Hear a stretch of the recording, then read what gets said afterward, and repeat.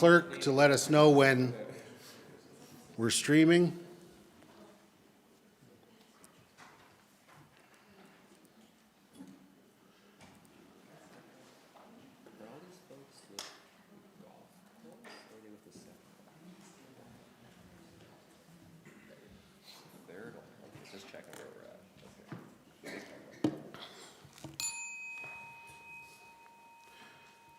Okay, good morning, everyone.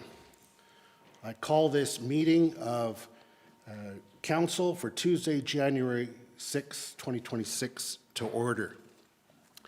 And first of all, Happy New Year. We're into 2026, and as I reflect on the new year, and of course we follow the Gregorian calendar, which I looked up, was created in 1582, and note that we didn't all start following it sort of universally until even 1752. So it's kind of a misnomer that's universally adopted because there's actually several cultures that still follow other New Years or times of the year to celebrate New Year. Of course, we know of Rosh Hashanah in the Jewish community, the Chinese Lunar New Year, but also the First Nations, Indigenous peoples, have many different cultures and recognitions. The Inuit start to appreciate when the days get longer. Some celebrate when the equinox. I heard during the break, and this is why it came to my mind, that the Stonies often celebrate New Year as when spring comes. Waters start to flow, things start to blossom, turn green, because that's the coming of life, right? And I think there's a lot of wisdom to that. And so out of respect for all the different cultures and ways of being and celebrating our time here, and in the spirit of truth and reconciliation, I acknowledge that we're gathered in the heart of Treaty 7 territory of Southern Alberta. This land is home to the Blackfoot Confederacy, consisting of the Siksika, Kainai, and Piikani First Nations, also the Tsuut'ina First Nation, and our most adjacent Indigenous neighbors, the Stoney Nakoda, comprised of the Bearspaw, Goodstoney, and Chiniki First Nations. Further, we are located within the Rocky View Métis District within the Battle River Territory, District 4. The town of Canmore is committed to working to live in right relations and to advance truth and reconciliation as we acknowledge the many Indigenous peoples whose footsteps have marked these lands for generations. I'm grateful for the traditional knowledge keepers and elders who are still with us today and those who have gone before us. Turning to today's agenda,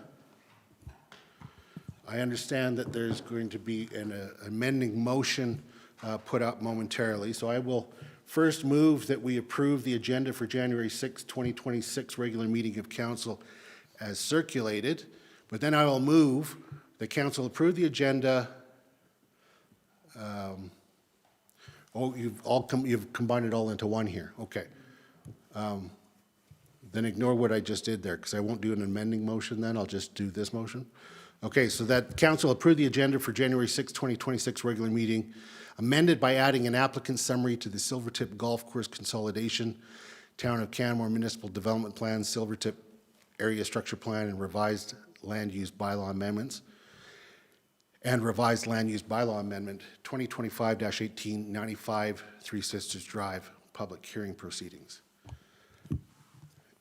Anyone wish to speak to that motion? Seeing none, I'll call the question. All those in favor? Carried unanimously. Okay, so we'll move first to our first of our three public hearings. And allow me a moment here to just pull it up.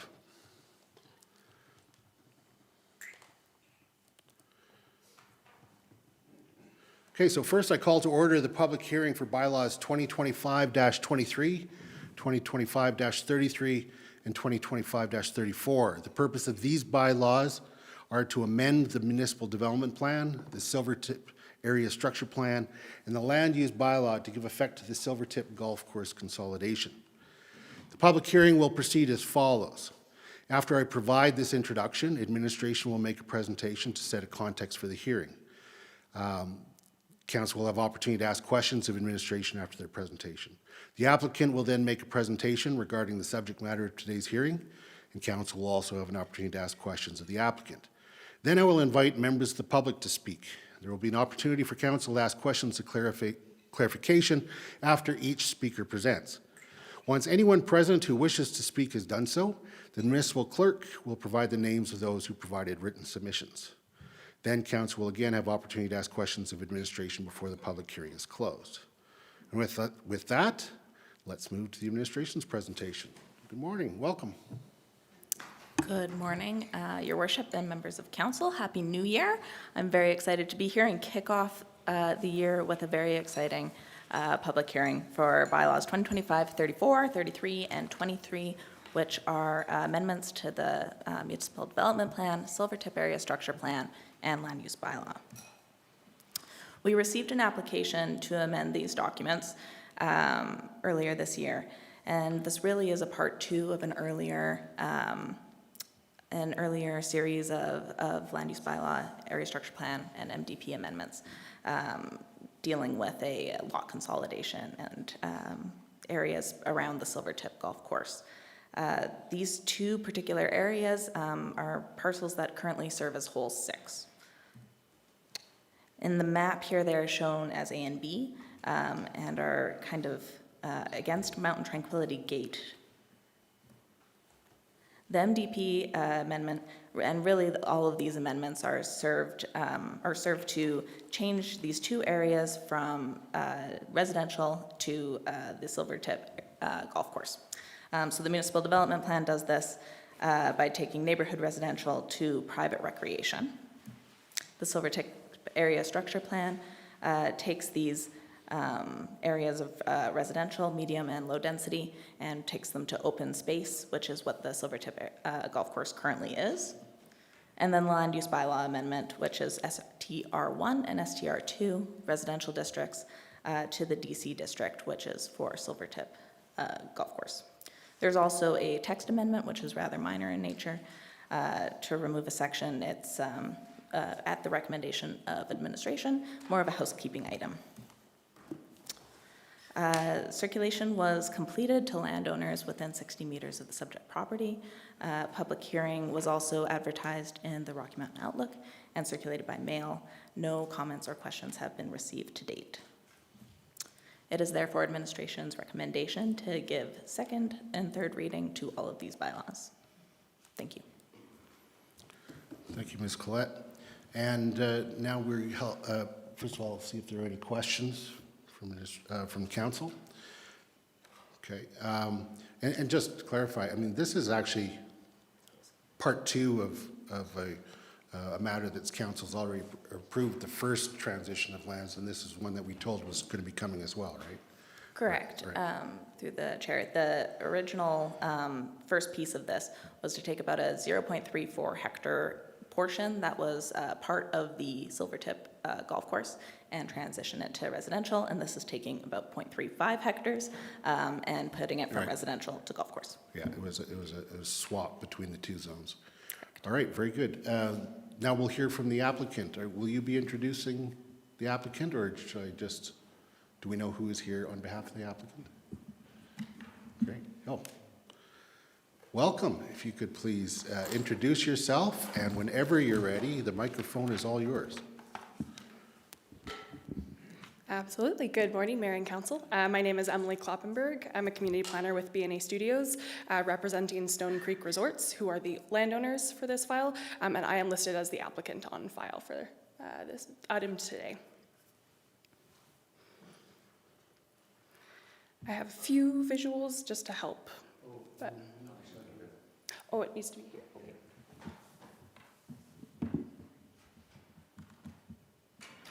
Sorry about that.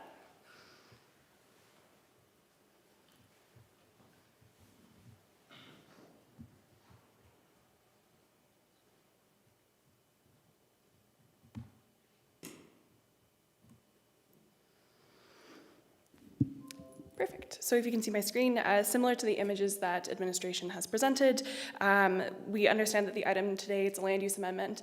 Although there are 3 bylaws presented, it's a pretty straightforward change that we're requesting. It does require a map amendment to the municipal development plan, the Silvertip area structure plan, as well as the land use bylaw. But the proposed land use amendment will consolidate 2 small parcels of land that are currently part of the Silvertip golf course. Currently, these 2 parcels, the first is about 0.1 acres, the second is 0.76 acres, respectively. They currently function as natural space. They're treed. The other part functions as part of the whole 6 of the Silvertip golf course, but they're currently zoned for residential development. And so part of what we'd like to do is to align the land use district with the function and the use of the land, which is that DC Silvertip Golf Course District. So that's what we're asking for today, is as to proceed with that land use amendment. And as has been noted, we are looking to just finalize this next step. So I won't take any more of your time, but I am happy to answer any questions if council may have. Thank you. Thank you. Looking to council to see if there are any questions. No, so pretty self-explanatory and very much appreciated. Perfect. Thank you for your time. Okay, so now this brings us to the public verbal submissions. Council would like to hear from anyone who wishes to speak today. In that spirit, we'll be enforcing a 5-minute time limit on presentations, not including time for questions from council. We'll be using a countdown timer to help us stay on track. If you plan to speak, you should be aware that you'll appear on live web stream of this hearing, and that web stream recording is published online. While you are speaking, we ask that you direct your comments to council and limit your comments to the subject of the public hearing. Council will be given an opportunity to ask questions of clarification after each presenter has finished speaking. We ask that speakers and members of the gallery join council in supporting the rights of everyone to be treated with dignity, fairness, and respect. That includes not responding with either cheering or admonishing, as such will impact the feeling of safety of others who may wish to speak either for or against. As chair, I will intervene if necessary to uphold these principles. So now I'll open the floor to speakers. Is there anyone that would like to speak to this matter? And I'll ask a second time if there's anyone that would like to speak to the matter. The third time? Okay, so seeing none, I will now turn to Municipal Clerk to advise of written submissions. We did not receive any. Okay, well, it seems to be consistent. Apparently, the entire community has no concerns whatsoever with this and is entirely in support. So with that then, I will look to see if there are any questions from council before I close this public hearing. Okay, I do not see any. So we're going to close this public hearing, and we're going to open up, let's see, the hearing with respect to 95 Three Sisters Drive. So let me just pull those notes up here.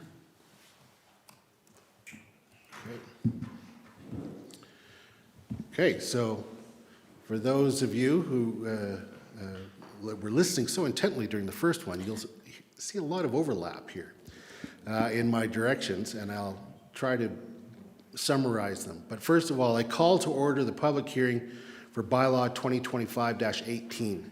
The purpose of this bylaw is to amend the land use bylaw with respect to 95 Three Sisters Drive. So once again, the proceedings will be first an introduction by administration, opportunity for council to ask questions, then the applicant will make a presentation, once again with council being able to ask questions, and then I'll invite members of the public to speak. Once everyone present who wishes to speak has done so, the municipal clerk will provide the names who provided written submissions. And then once again, council will have opportunity to ask questions before the public hearing is closed. So back to you, Ms. Collette. This is now on 95 Three Sisters Drive. The microphone is yours. Good morning again. Since I forgot to mention it earlier, my name is Jenica Collette. I'm impersonating a shorter Jana Bradshaw today, so I'm wearing heels to, try to sell the image.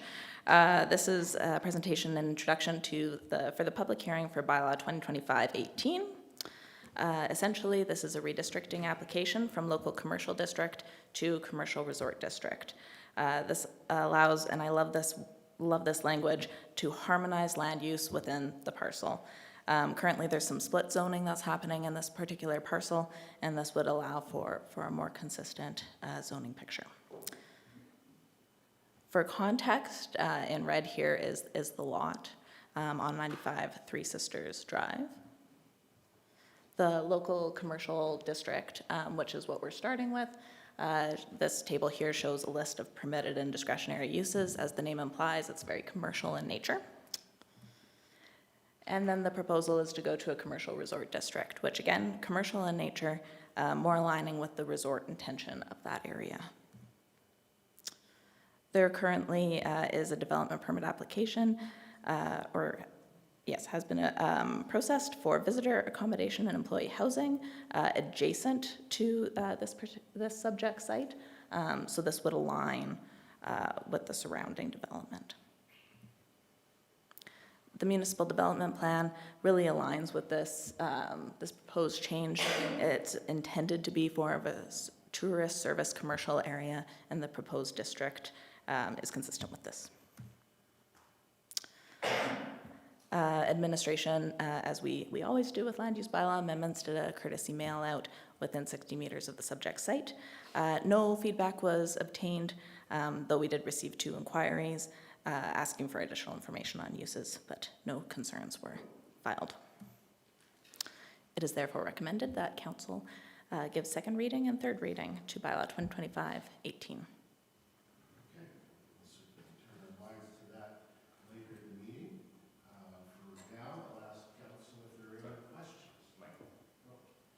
All right, thank you for that. We'll turn our attention to the second and third readings later in the meeting, but for the moment, I will turn to Council to see if there are any questions. Councillor Maw. Thank you, Your Worship, and thank you, Ms. Collette. I know when we saw this earlier in December of 2025, there was commentary from McElhaney that Worldmark was going to be approached, and I'm assuming those actions were done towards Worldmark, and we heard nothing from them. I will defer to Mr. Snyder on this question. Thank you. Yeah. Or perhaps even the applicant will be speaking to that question, right? Yeah, you can also ask that question to the applicant from administration's point of view. They would have been circulated, Worldmark would have been circulated the intent to reclassify the zoning on this property. Okay, so diligence was done. Okay. Yeah. Thank you. Thank you. Any other questions? Okay, we'll turn to the applicant then.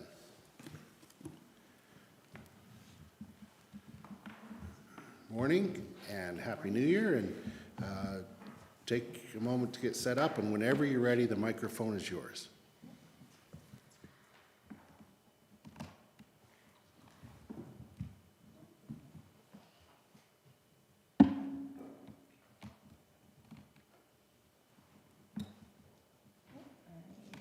Not have the right connection here. If I can ask the clerk to share on my behalf.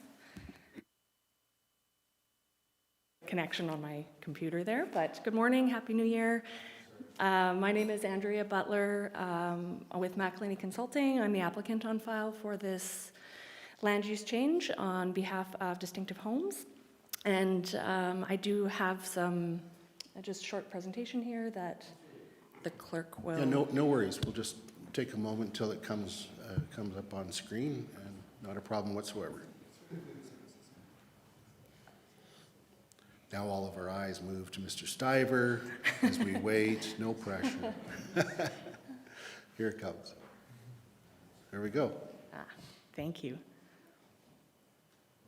All right, so this is just a quick presentation based on some of the proposed amendment that we're providing some rationale for this development land use change. So as noted, as Ms. Collette noted, the location is at 95 Three Sisters Drive, directly adjacent to 99 Three Sisters Drive. And the Worldmark Hotel is surrounding the Worldmark Hotel. And the purpose is to amend from a local commercial to a commercial resort district, really just to simplify the land use on site. So as noted, there's now, because the site was consolidated in the summer of this year, it's a split zoning on this site, so it just simplifies the land use itself. Next slide, please.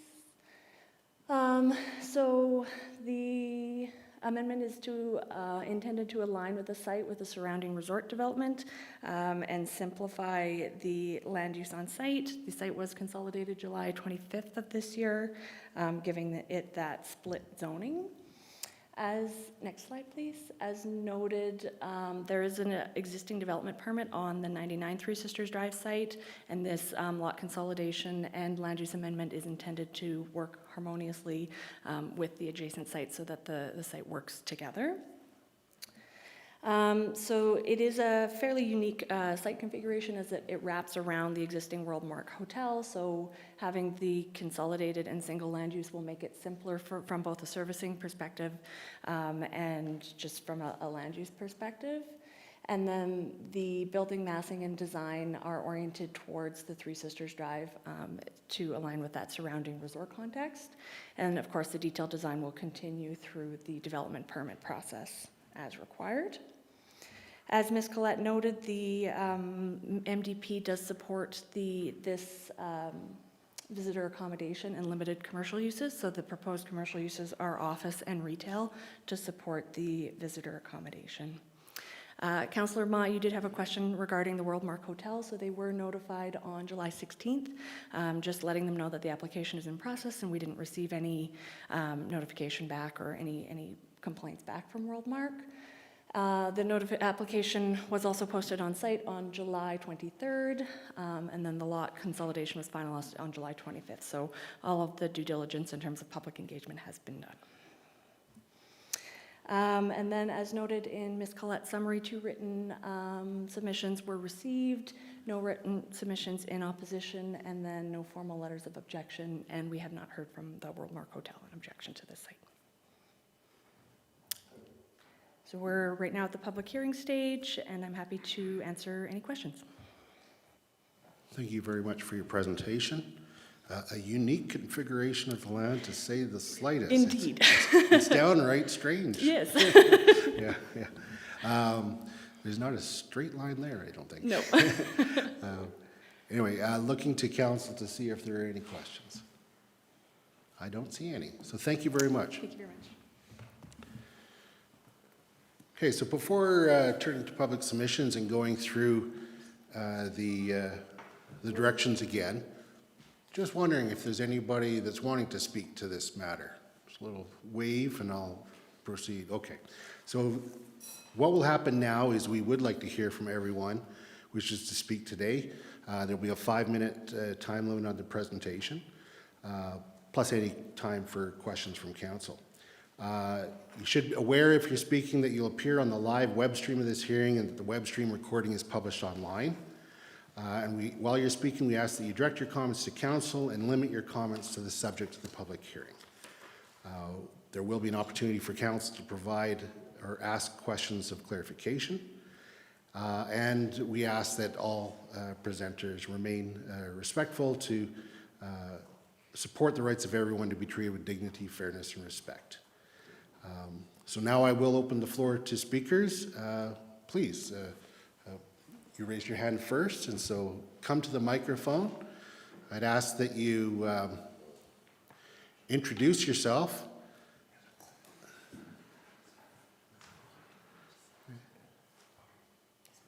Okay. Okay. So at the start of your presentation, if you could introduce yourself, and then at the end of your presentation, please ensure to go to the clerk's desk and sign your name so that we have it correct for the record. All right?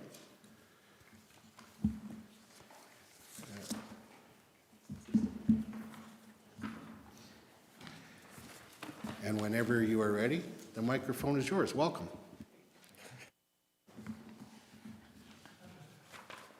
Thank you. My name is Bonnie Anderson. I would like to have at least one visual up on the presentation, and I've just sent it to Ben. So I just want to check that before my 5 minutes starts, sorry. We can stop the timer, please. Thanks.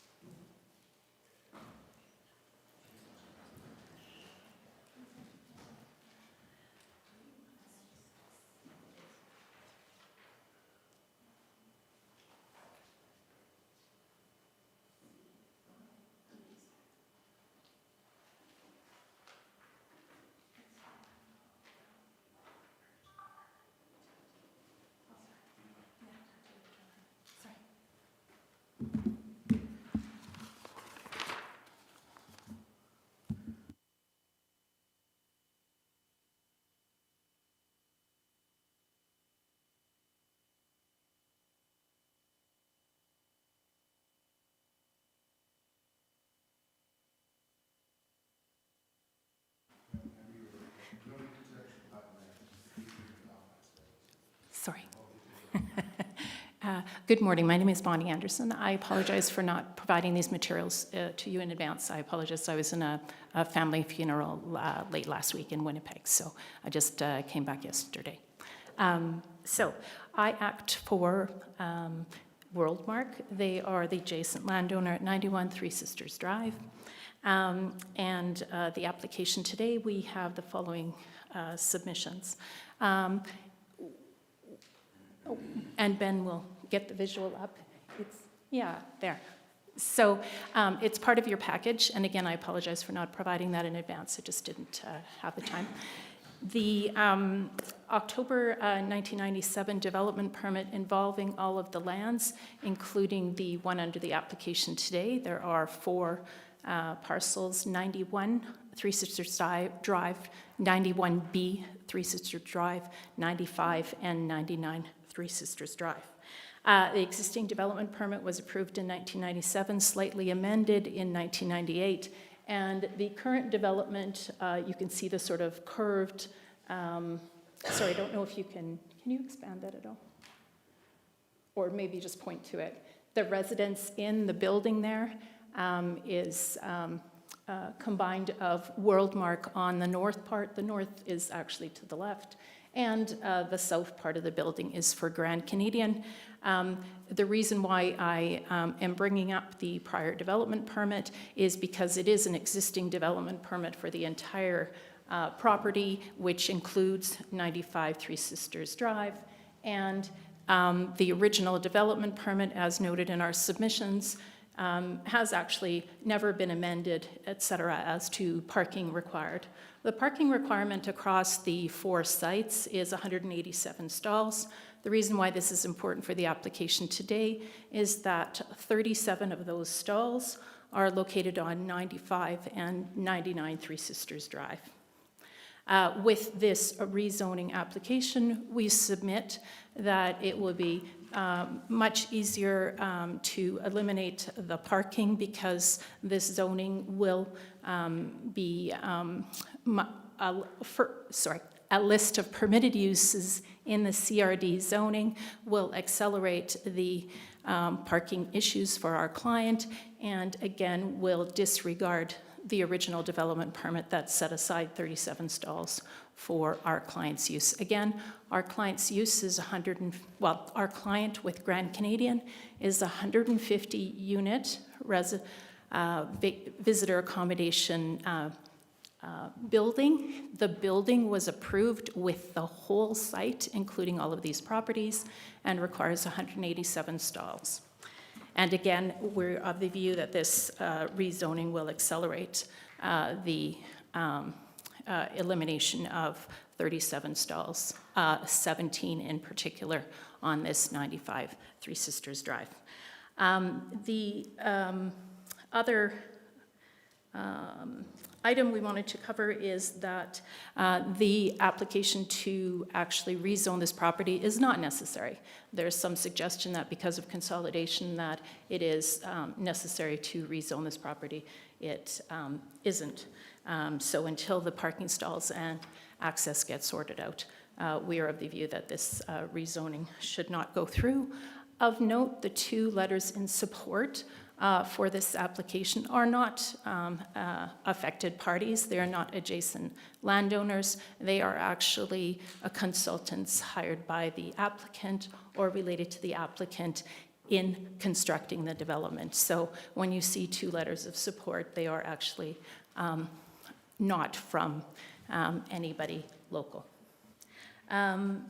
There is some suggestion too that in one of the letters that the applications regarding these properties, 95 and 99 Three Sisters Drive, have been delayed by our client, and that simply isn't the case. It took the applicant the length of time it did to get through all the requirements it needed to get through, which were not completed until approximately September of last year, and then a development permit was approved, and then you're getting the rezoning now.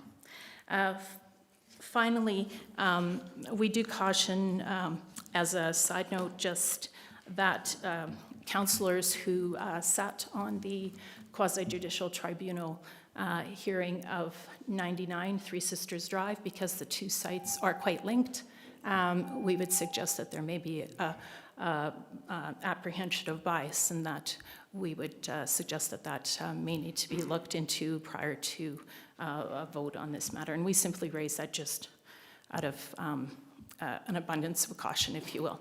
Thank you.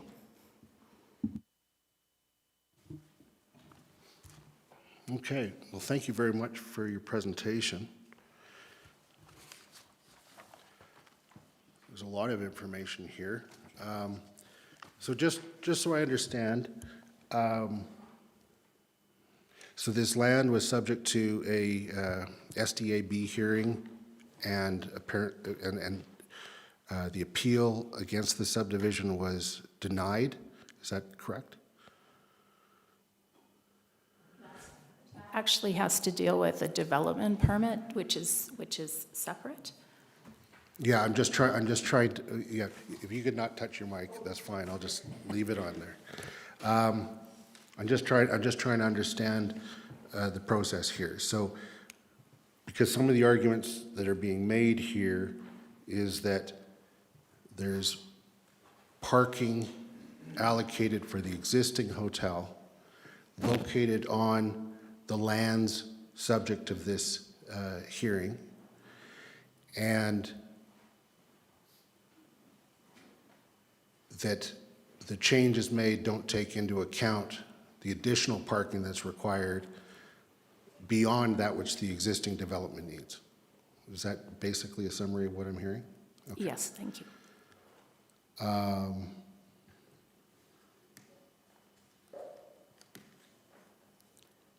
Okay, I'll tell you what. We're going to actually take a break right now. We're going to take a recess, because I need to talk with administration to determine with regards to if there's any conflict of people sitting on this as well as the SDAB, and to make sure that I understand the parameters by which the previous matters could be considered, or whether they've already been decided. Yeah.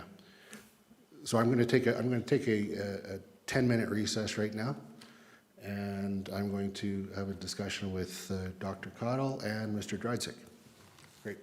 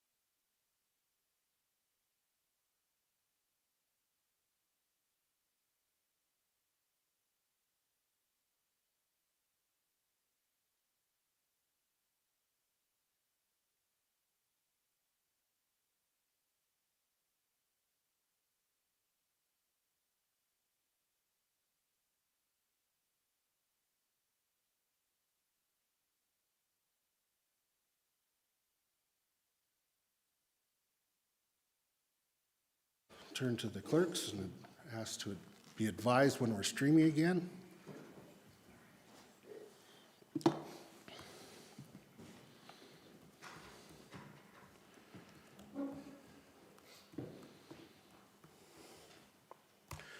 Okay, we're back. The reason I took a recess was there was a number of issues that were brought up at that during that presentation, and I wanted to make sure that, especially with regards to the bias, that I got some advice on that, because that's obviously an important issue to be dealt with. So, the first thing we will do before hearing from any other submissions, if there are any, is deal with the matter of bias. Now, it was raised that there was potentially 2 with bias on council because of an SDAB hearing that was previously heard. In fact, the SDAB members at that time were Councillor Faubert and Councillor Mera. Councillor Mera is no longer on council, so it's actually only 1. And so we'll have an opportunity to hear from Councillor Faubert momentarily, but first I want to call upon Mr. Dryzik, the town solicitor, to come speak to bias, please.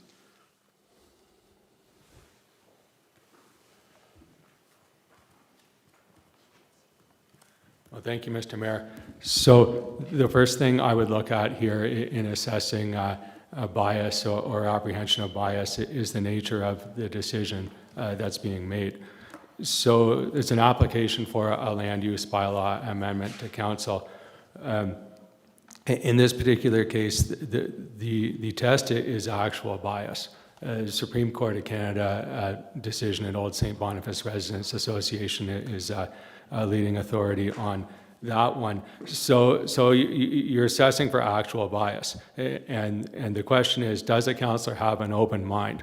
In other words, is a councillor capable of being persuaded? A closed mind would exist if a councillor had basically already made their decision such that making representations seeking an alternate decision or presenting a different view would be futile.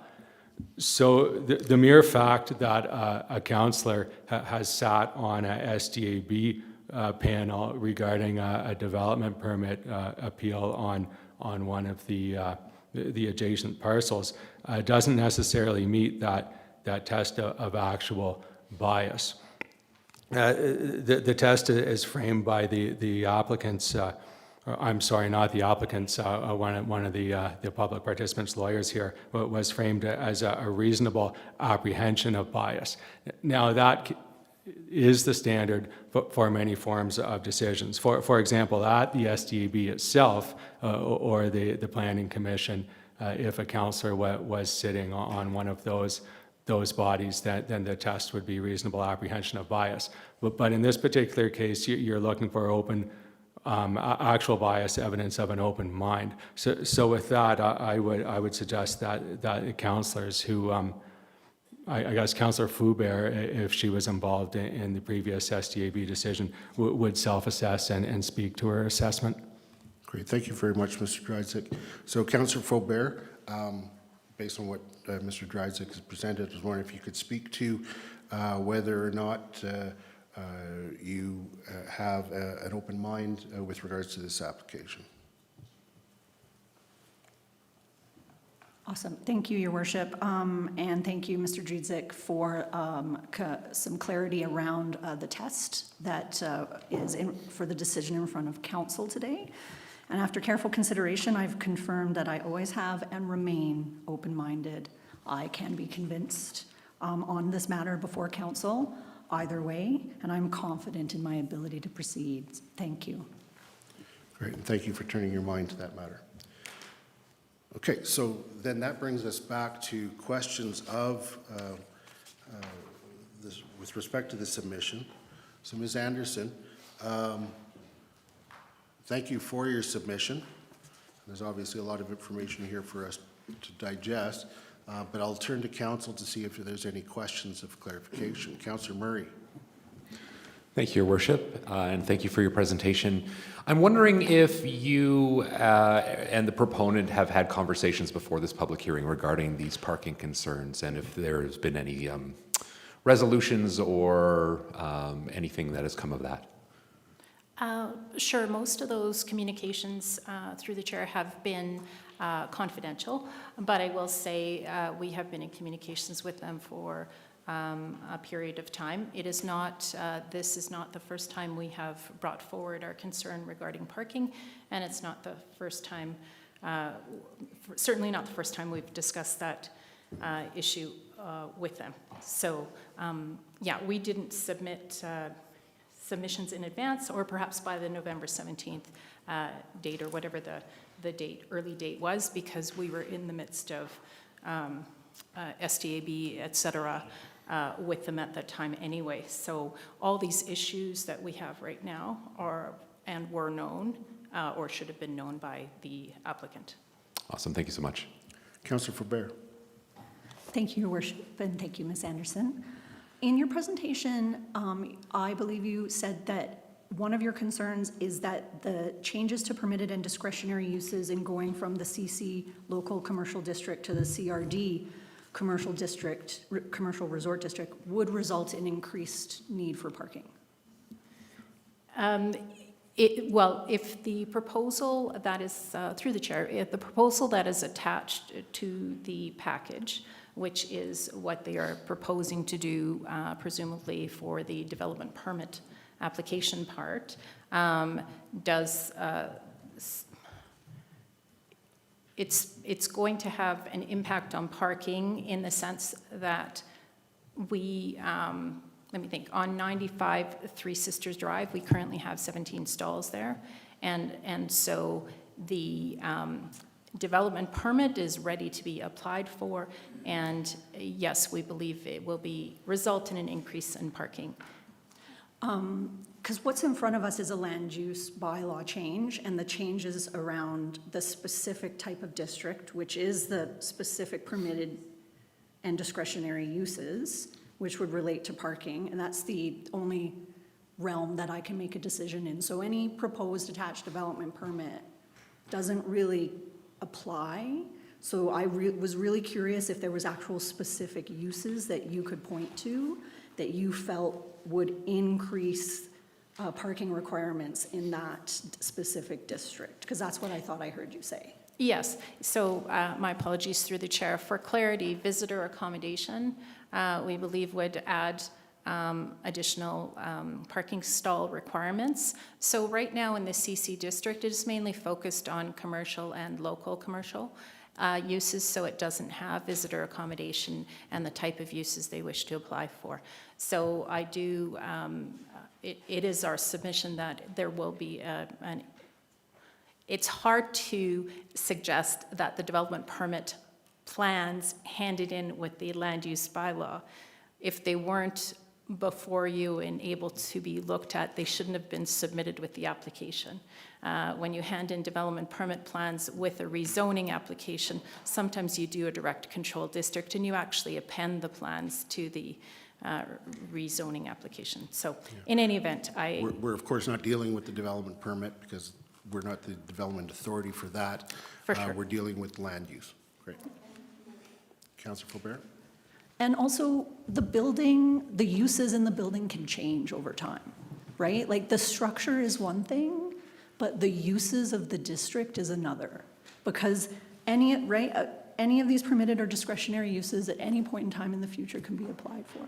That was kind of the realm that I was trying to operate in. Thanks. And I believe the answer is made that the feeling is that the uses would increase would have an adverse impact on the parking situation.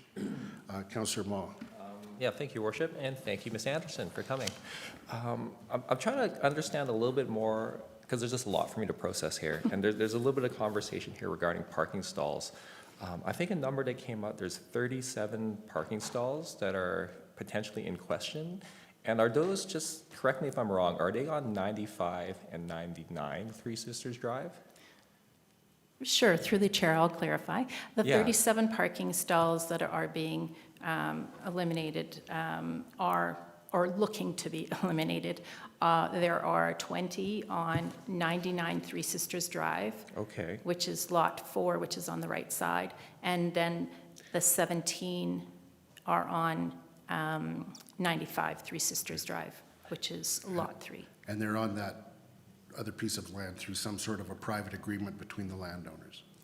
They wouldn't be on the other land as a result of a private agreement. They'd be on the other land as a result of the existing original development permit, which required 187 stalls to exist. Yeah, that's the part I'm trying to understand. Yeah, so who owns the land that has these parking So stalls? presumably, there would, in order to satisfy that, there would have been an arrangement between the owner that is required of the 187 with the other landowner to get the additional parking. So it's not, I mean, you can't just go put parking stalls on somebody else's land without their permission. Well, they've existed for 25 years, actually, Yeah. in response to a development permit Yeah. that we suggest is still existing, So which for- underlines the rezoning. So for council's benefit, obviously there's some information that we're going to require some additional clarification on. We're in the public hearing right now. I want to hear from everybody that would like to speak.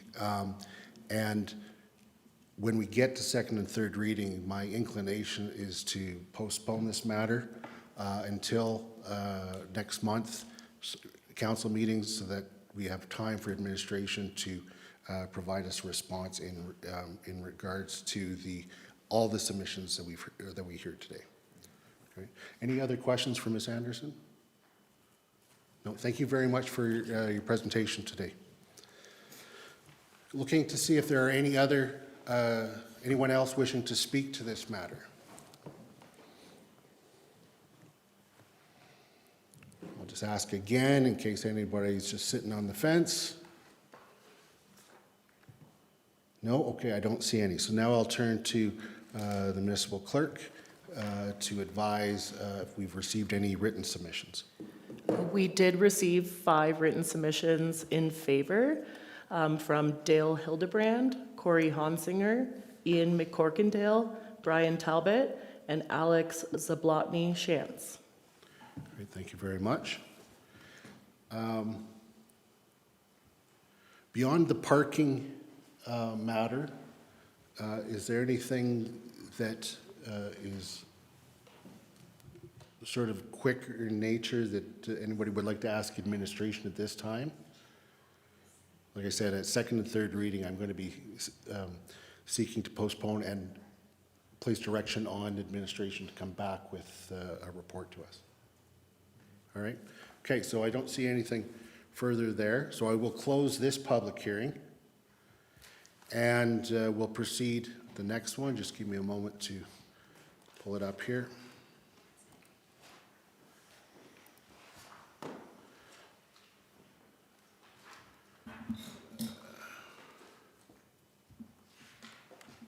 Okay, here we go. Okay, so I call to order the public hearing for Bylaw 2025-31.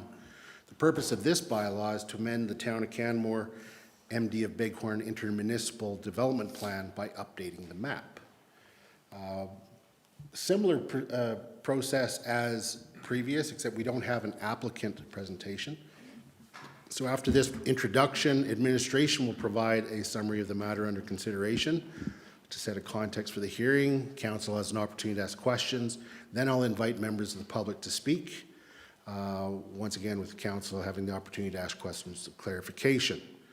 I think everybody's heard the rest of it, so let's just move on with the administration presentation. Dr. Cottle, the microphone is yours whenever you're ready. Thanks, Mayor Krausert. I'm here today with the Intermunicipal Development Plan update between the MD of Bighorn and the Town of Canmore. So just as a reminder, Section 613 of the MGA requires the preparing and adopting of an intermunicipal development plan. It's a statutory planning document, meaning it needs 3 readings and a public hearing, which is why we're here today, anytime we want to adopt or make amendments. The IDP must be the same document for both municipalities, and any amendments proposed have to have 3 readings in both municipalities. So both the town of Canmore and the MD of Bighorn gave first reading in December, and now we're working to give second and third readings in January and to hold public hearings. And it's a fairly simple change. It's just a map update. So the purpose of the IDP is to address land use planning on lands bordering both municipalities. The Intermunicipal Committee, which is members of council from Canmore and from the MD and members of administration, meet regularly and review all of our agreements. And in doing that review last year, we noticed that there is the need to include or to change the maps in the IDP to ensure that lands that border Canmore and the MD are included. And as I said, both communities have already given first reading. So there's actually 2 maps that are being proposed to change. This is the first one, and it's that top section that's being added. And there's a second map that shows some specific detail. So the recommendation after the public hearing will be that council give second and third readings, and that's really all I have unless you have any questions. Thank you, Dr. Cottle. And just to confirm, the purpose of the maps are to outline those areas which trigger notification if there's any applications for within that area.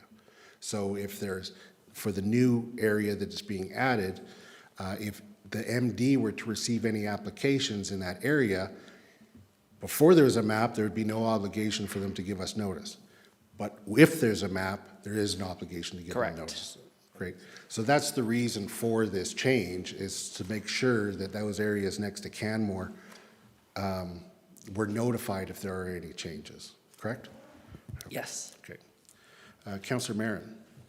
Yeah, thank you, and thank you for your presentation. I know it's a map update and understand the purpose. I'm just wondering the reasoning for adding "and facilities" into the text update as well. So Yeah, if you could great. just expand on that a little bit, that would be It helpful. was actually Thank our you. manager of planning, Mr. Snyder, who suggested that, and it just adds clarity to the actual language, because part of what is potentially could be proposed might be a facility on lands that are bordering, and so it just provides, the text clarity is meant to reinforce the clarity of including the maps, so that if there is a facility being proposed on adjacent lands, it triggers the notification, as Councillor Krauser was suggesting. When Mr. Snyder made that suggestion, we sent it to the MD of Bighorn, and they were happy to include that language as well. So both communities would be making that change. Okay, so if I'm understanding correctly, it just means that it would trigger a notification for more, like it expands that trigger of notification. Is Yeah, that it correct? makes it clearer that facilities would be included as a trigger. Okay. Yes. Thank you. Arguably, they would have been included before, but this just provides the clarity. Additional clarity. Right. Thank you. Okay. Any other questions for Dr. Cottle? Councillor Hillstead. How do we choose where we change the maps and things? Because like there's other spots where our borders meet and we're not increasing the map. So is it just one council notices something that's like, hey, we want to know if something goes on in this area, or? Yeah, it's just- largely about where there are plans or potential questions around future development. So it's a big area, but it's not all developable. And so it's really, this is meant about land use planning. So it really was recognizing, I mean, I think we can say it, there was at one point potential questions about a heliport on these lands, and a lot of concerns from Canmore residents when we realized it was in the MD. So nothing has happened with that application, but recognizing that that is something that could be considered by the MD, it triggered wanting to make sure that we did look at all the lands and talk to the MD about where they are aware of there might be any development, and making sure that all those lands are fully included in this document. Thank you. Any other questions? Thank you very much, Dr. Carl. So this brings us to the public verbal submissions. Council would like to hear from everyone who wishes to speak today. In that spirit, we'll be enforcing a 5-minute time limit on presentations, not including the time for questions from council. If you plan to speak, you should be aware that you will appear on live web stream of the hearing, and that the recording of the web stream is published online. Please direct any comments to council and limit your comments to the subject of the public hearing, which is the addition of this map. Council will be given an opportunity to ask questions of clarification after each presenter.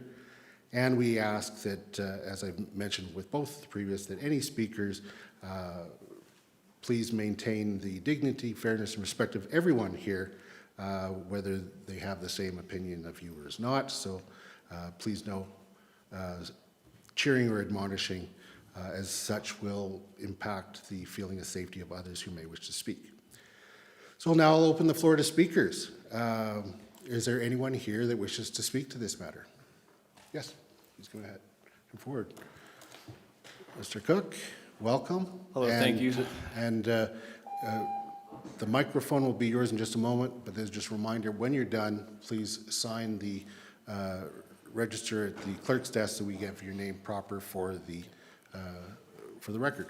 Go ahead whenever you're ready. Perfect, thank you. My name is Chris Cook.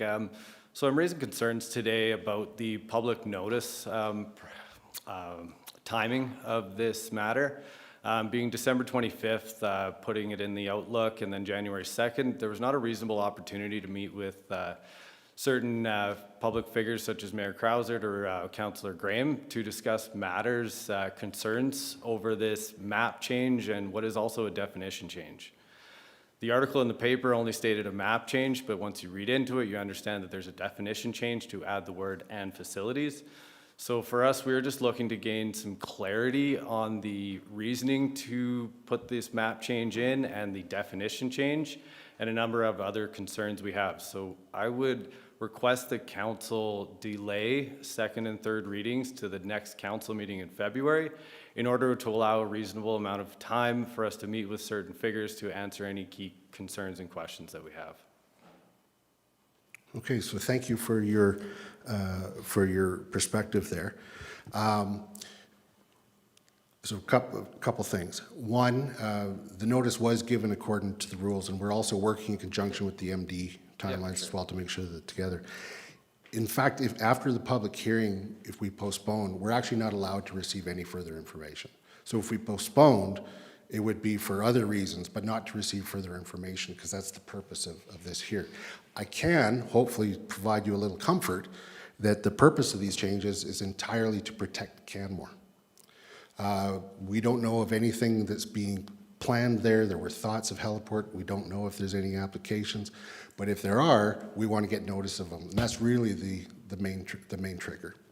And it's we don't have any control whether there's something that goes on in there, but we want to be able to speak to it if there is something that's going to be applied for.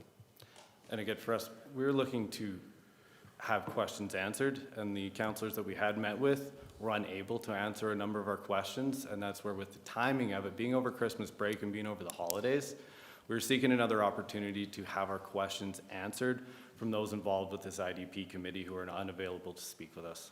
Okay. What were those questions? Just have a number of questions of the reasoning to add the term "and facilities," and then also why this, again, this specific plot of land is being highlighted in this IDP, and we're not having other areas surrounding Canmore which borders on the MD, and why those are not being included in such IDP. And just that those would be a couple of the main questions we have, but just searching for clarity on a few other matters. So hopefully that clarity has been provided today already. I can reiterate, and having been involved in the process, the reason that area was brought forward is because there was a thought of a heliport. And I looked at the IDP to find out what our rights were with respect to that, and I noticed that there was no map for it.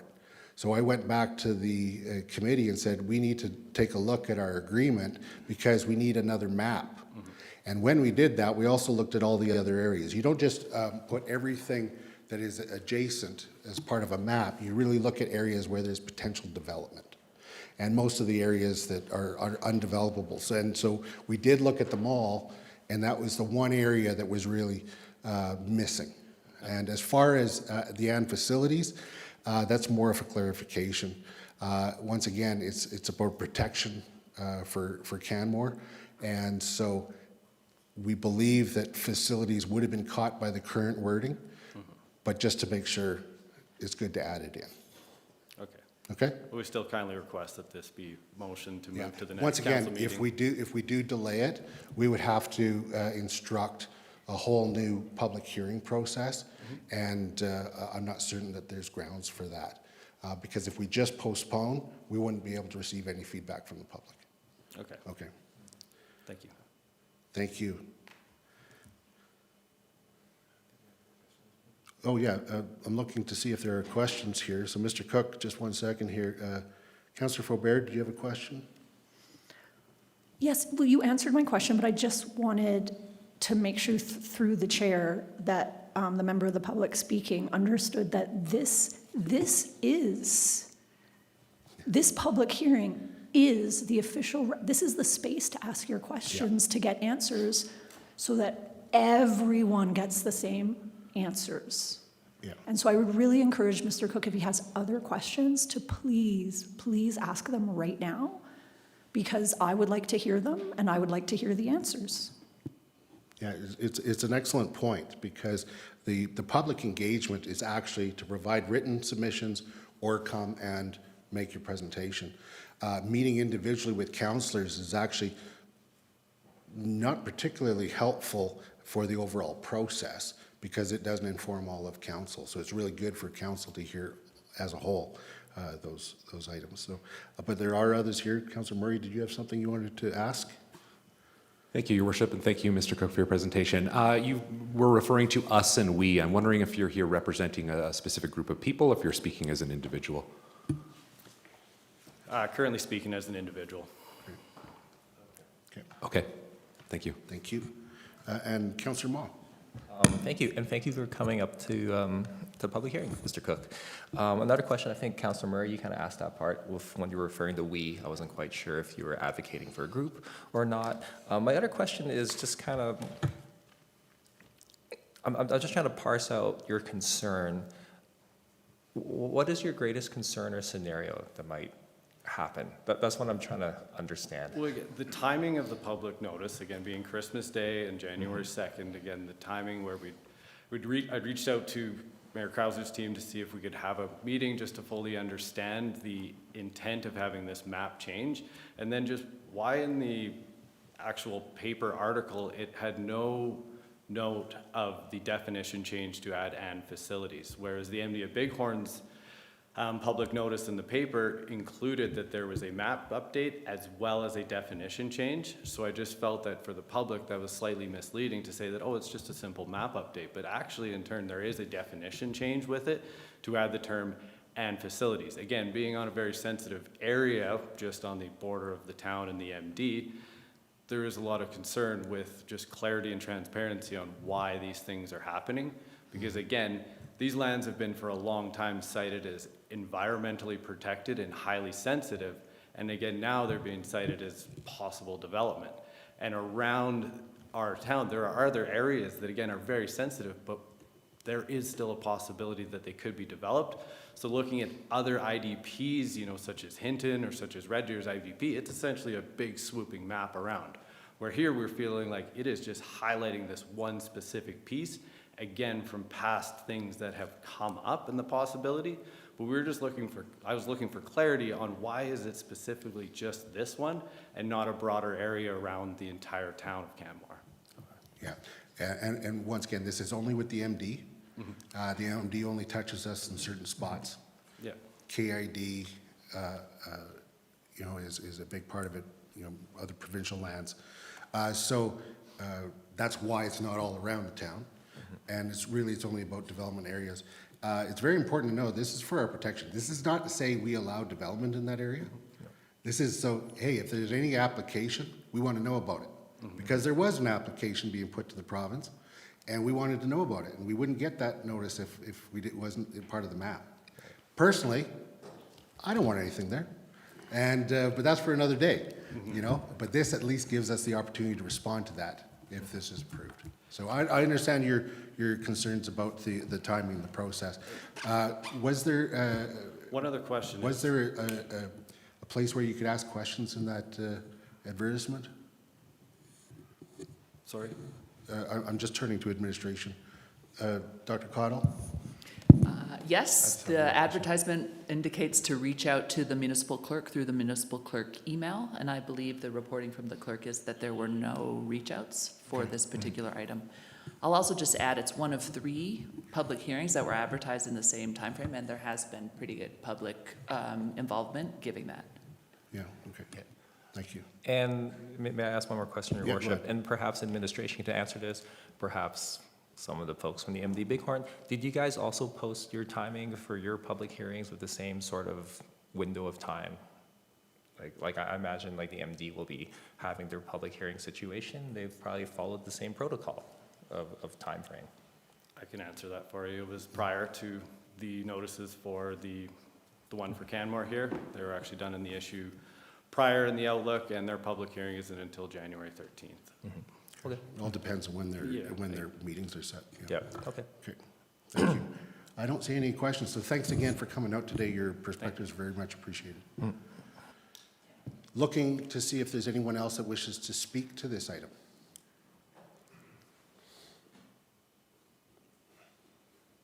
Once again,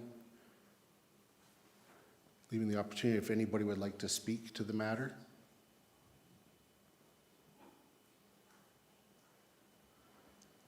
Okay, I will then move to the clerk to advise if there are any written submissions. None were received. Great, thank you. Okay, any questions from council to administration?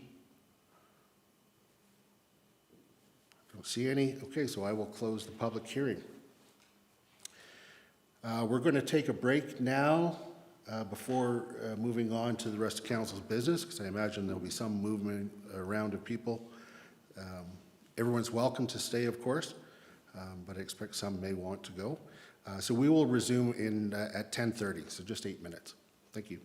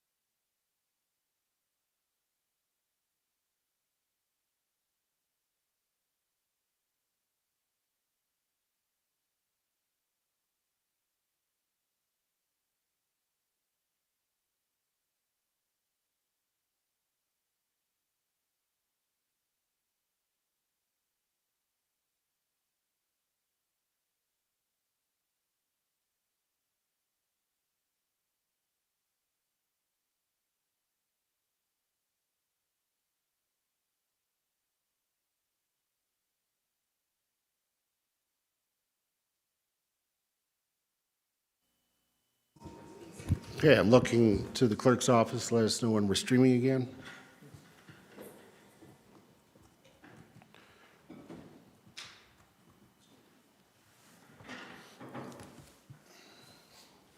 Okay, we're back.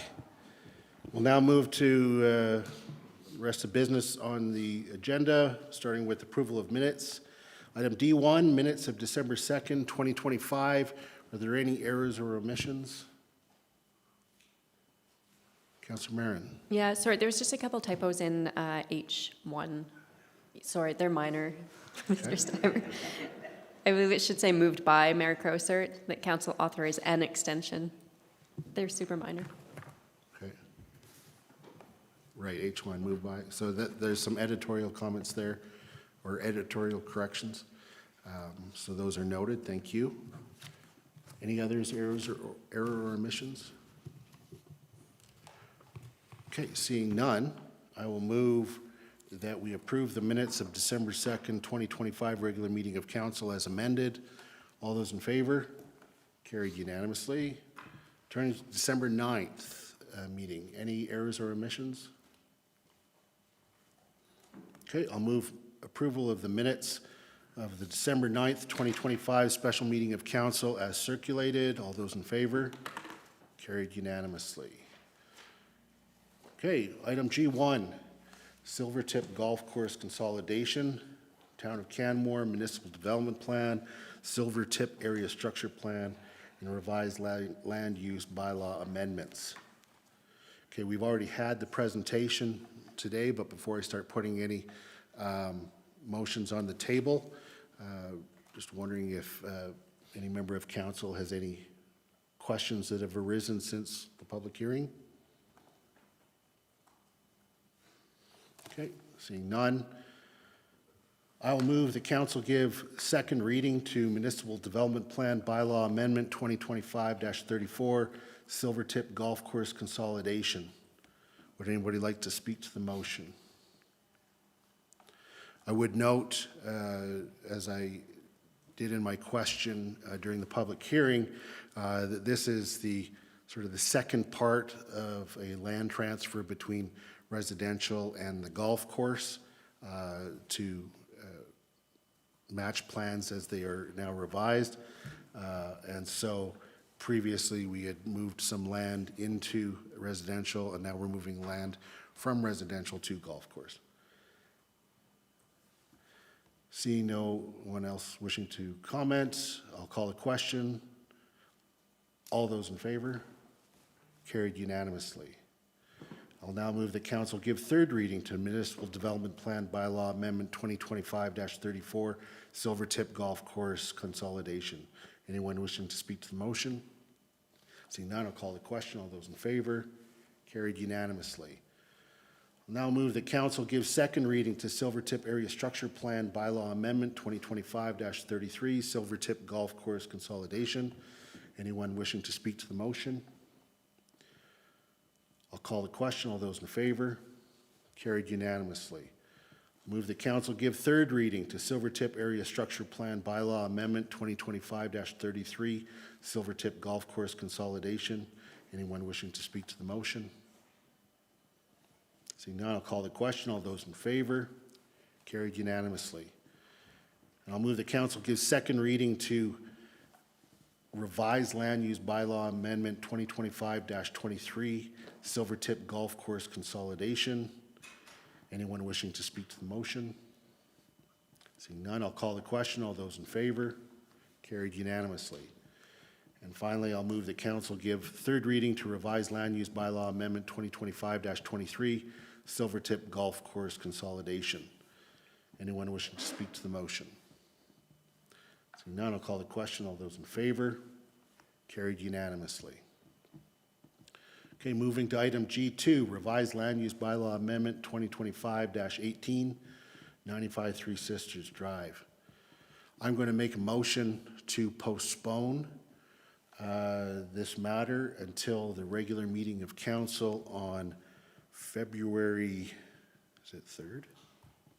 February 3rd, 2026, and direct administration to provide a report to council with respect to the submissions made at the public hearing, particularly with respect to parking. Does anybody need to have that postponement resolution in writing before them? Okay, so it's postponing till February 3rd and directing administration to provide a report. Just speaking to the motion, there was information that is important that is, we go through it, have that opportunity to digest it, and to hear back from administration with regards to the issues raised, some of which may be relevant to our decision, some of it may not. And we'll get that advice prior to returning to this matter on February 3rd if this motion is approved. Anyone else wishing to speak to the motion? Seeing none, I'll call the question. All those in favor?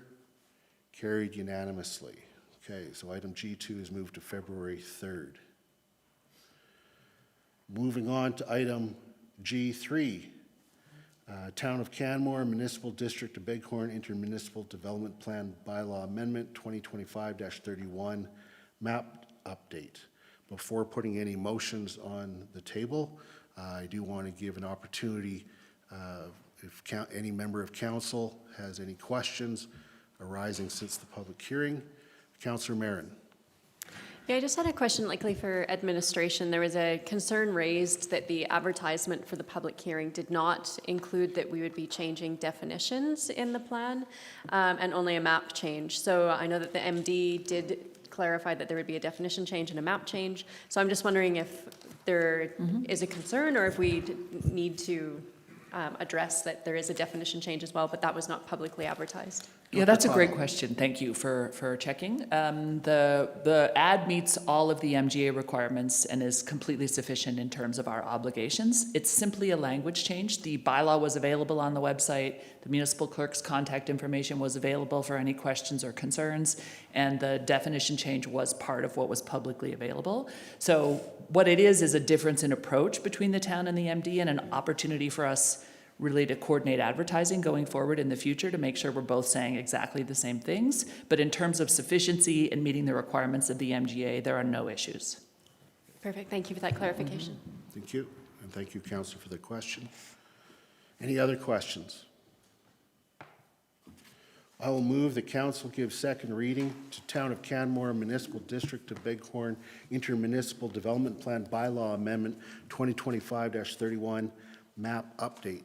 And speaking to the motion, this is a positive change for our communities.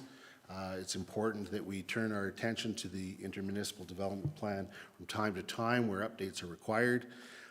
It was noticed that there was a map deficiency as there was an area that had received some interest for development, and it wasn't part of a map that would require notice to the town. So these changes especially protect the town in giving us as much notice as possible if there's any application being brought forward in that new map area. I should note that this does not mean that either the MD or the town approve of any particular development in the area. This is simply about providing notice in the areas in which notice must be given. Anybody that wishes to bring an application to develop anywhere within either of our municipalities still has to go through the entire process. This is an add-on, an extra layer in which the town, in this case, would get notice of any applications being considered by the MD in that area. Same obligations apply in other areas where the map goes into the Town of Canmore area or into the MD. If there's development within those areas, there has to be notice given so that the others may review it and respond as they desire. So I will definitely be supporting this motion. Councillor Faubert. Yes, thank you, Mayor Krausert. I'm also speaking in support of the motion. I know that there was concerns raised and we were asked to postpone, but I don't feel that those concerns raised reasons that couldn't be explained with a rational approach. For example, the timing of the advertising over Christmas. Yes, that's less than ideal, but we still have to do business over the holidays. The difference in the language being used in the two different advertisements, given the nature of the changes, those are reasonable, and the general nature of what was being asked to be changed was, I thought, very clear in the advertising. And then the other thing that I think that really kind of has come up, and that I'm not sure if it really came to the surface, but what I felt, that there's this concern that there might be all these other potential pieces of land that could be potential developments that we don't know about somewhere in the future. And that's just, our IDP and the IDPs of other municipalities across Alberta are different for a very good reason. We are surrounded by provincial parks. So the development potential of the lands adjacent to us in the MD of Bighorn are extremely limited, and unlike anything you would see in an intermunicipal development plan in any other community in Alberta. And that's why when this piece of land came into the mix as a potential over the past several years, it was quite a surprise, because I had felt for myself that all potential developable lands in the adjacency, which is what we're talking about, where our borders meet, had been identified. And so I'm grateful that we're adding this to the IDP, because it needs to be in there so that should anything happen, it triggers processes that involves us. And so that to me, when I think about the concerns that I heard raised, I actually believe what we're doing with these changes addresses those concerns. Thank you. Thank you, Councillor. Councillor Maw. Thank you, Your Worship, and I'm happy to support. I feel what happens is we are going to be in a better place by changing these maps and clarifying this information. And also, I feel what's happening here too, this also puts an obligation on us to be a good neighbor with our adjacent partners in the MD Bighorn. I know a lot of times we're talking about this is helping Canmore, but also this is us helping the MD as well, putting that level of diligence to forward information when it's required. Thank you. Thank you, Councillor. Anyone else wishing to speak to the motion? Seeing none, I'll call the question. All those in favor? Carried unanimously. And now I'll move that Council give third reading to Town of Canmore Municipal District of Bighorn Intermunicipal Development Plan Bylaw Amendment 2025-31 map update. And just adding and speaking to the motion, I'd like to thank the work of the Intermunicipal Development Intermunicipal Committee between the Town of Canmore and the MD, and thank the MD for their cooperation and collaboration in this matter. Anyone else wishing to speak to the motion? Seeing none, I'll call the question. All those in favor? Carried unanimously.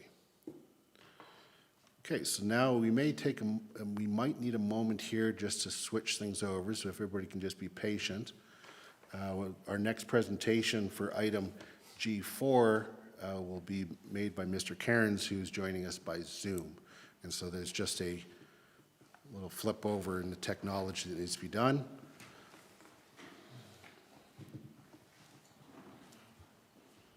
Morning, Mayor and Council. Hello, Mr. Cairns, how are you? I'm doing okay, thank you. Apologies I couldn't be in person for first reading. I came down with a bit of the flu on the weekend, but glad to be able to be here at least. Then you were being very optimistic when you're saying, okay, I hope that you're getting better day by day. Yeah, if this goes smoothly, then today's presentation is brought to you by a healthy dose of Dayquil. Very good. Okay, so we're just waiting for our screen to come up, and then I'll let you know when we're ready to go. Oh, there we go. Now we see you. Okay, so let's proceed. Mr. Cairns, welcome, and the microphone is yours. Thank you. So today I'm here to introduce an implementation package for the town center area redevelopment plan. And really at the end of the day, this is a series of amendments to other bylaws and regulatory documents to implement the town center ARP's vision, policies, and direction. So, as a quick reminder, the Town Center ARP, which we refer to as Connect Downtown, is a statutory plan that provides a framework to guide the continued change and evolution of the downtown area over the next 25 years. The ARP articulates a clear vision for the future of the town center, supported by a land use concept, a series of policies, and an implementation plan. And now, it should be noted that despite the name Area Redevelopment Plan, the Town Center ARP is not a plan to spur widespread redevelopment downtown. Rather, it builds off of what is working well in the area today and helps us guide future investment and incremental change in the town center over the coming years, supporting vibrancy, livability, and the economic vitality of the area. And that ARP was adopted by Council on July 8th, 2025.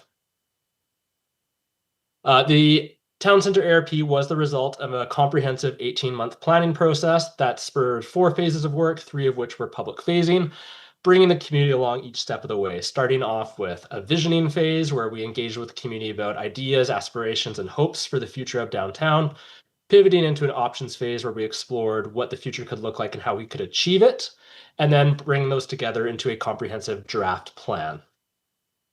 This was supported by one of the most extensive community engagement initiatives in Canmore's history, and the plan was shaped by over 4,600 pieces of input from the community, as well as input from 14 diverse organizations that represent a really broad range of areas and interests. And just showing you what some of that looked like, and you'll all remember the warm-up as being a very successful event and a way to bring out hundreds of people into an evening and how to engage in these types of area planning processes in an innovative and inspirational way. So the ARP, it does a lot, of course, and really the highlights, if we zoom out, are expanding housing choices downtown, but really ones that are compatible with the current character or already exist in the area.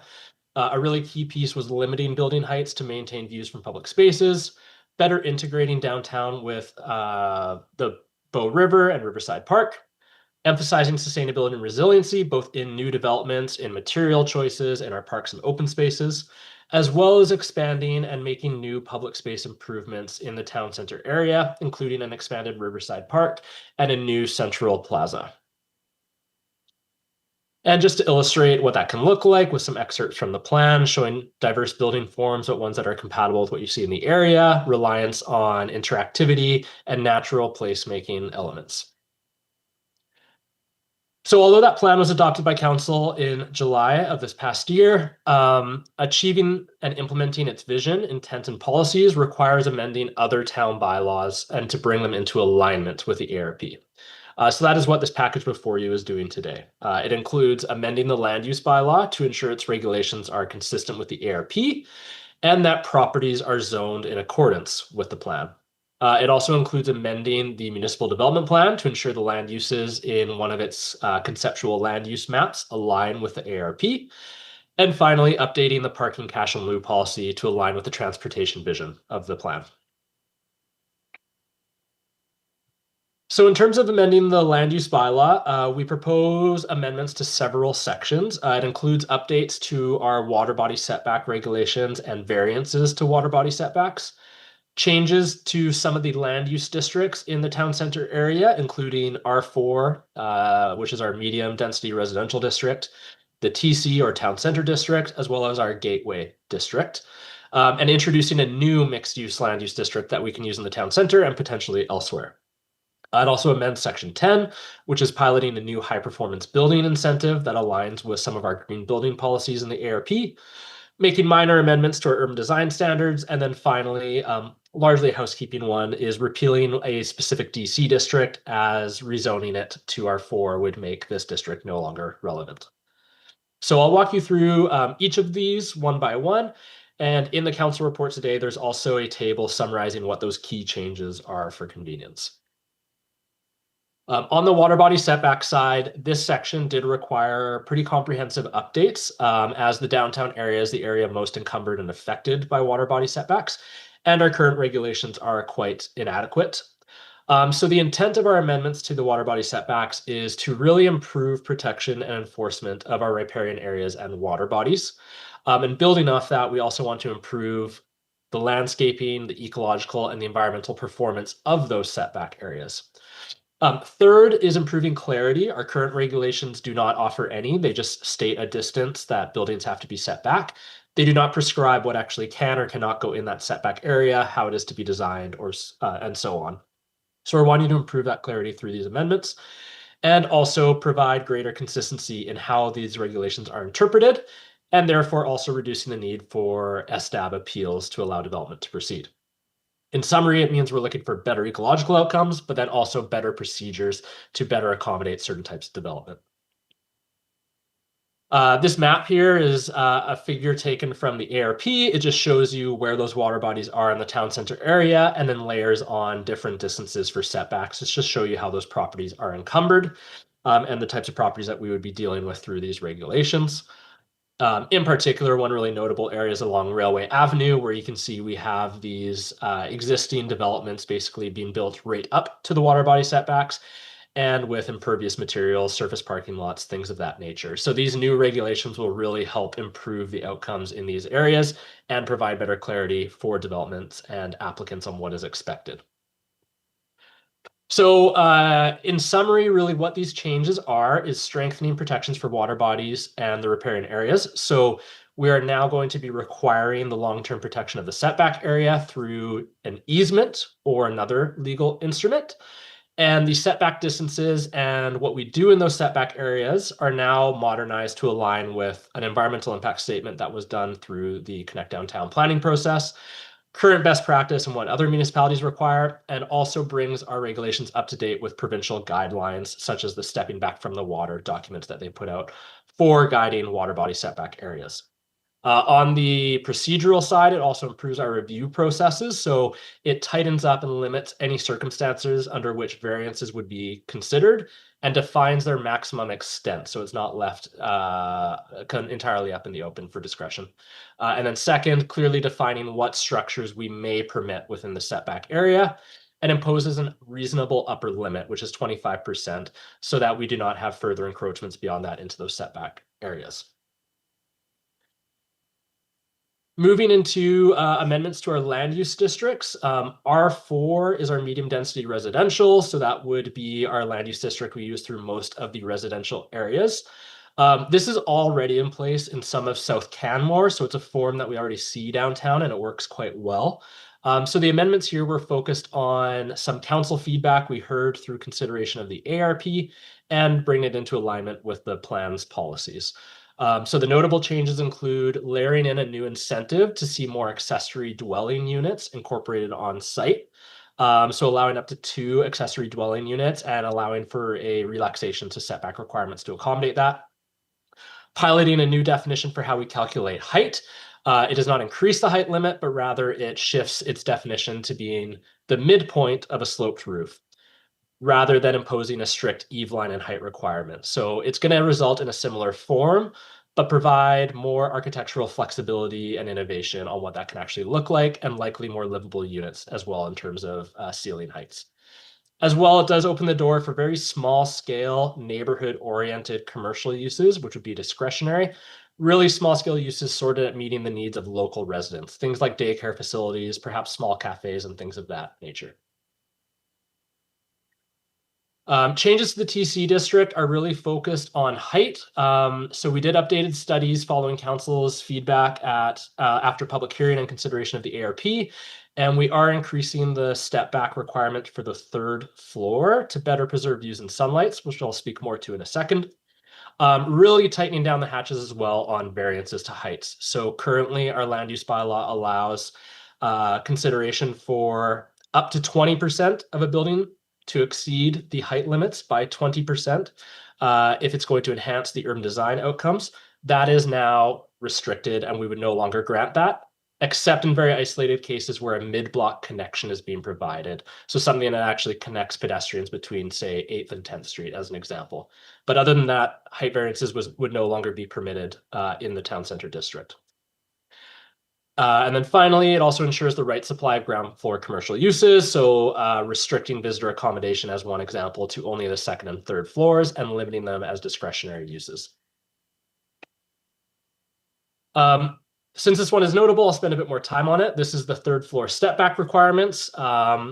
This is a diagram from our amendments to the land use district. You can see the red line, which is the existing step back requirement, and the green line, which is the proposed change we are making. It translates to a change of 10 degrees for how far stepped back the third floor needs to be from the facade below.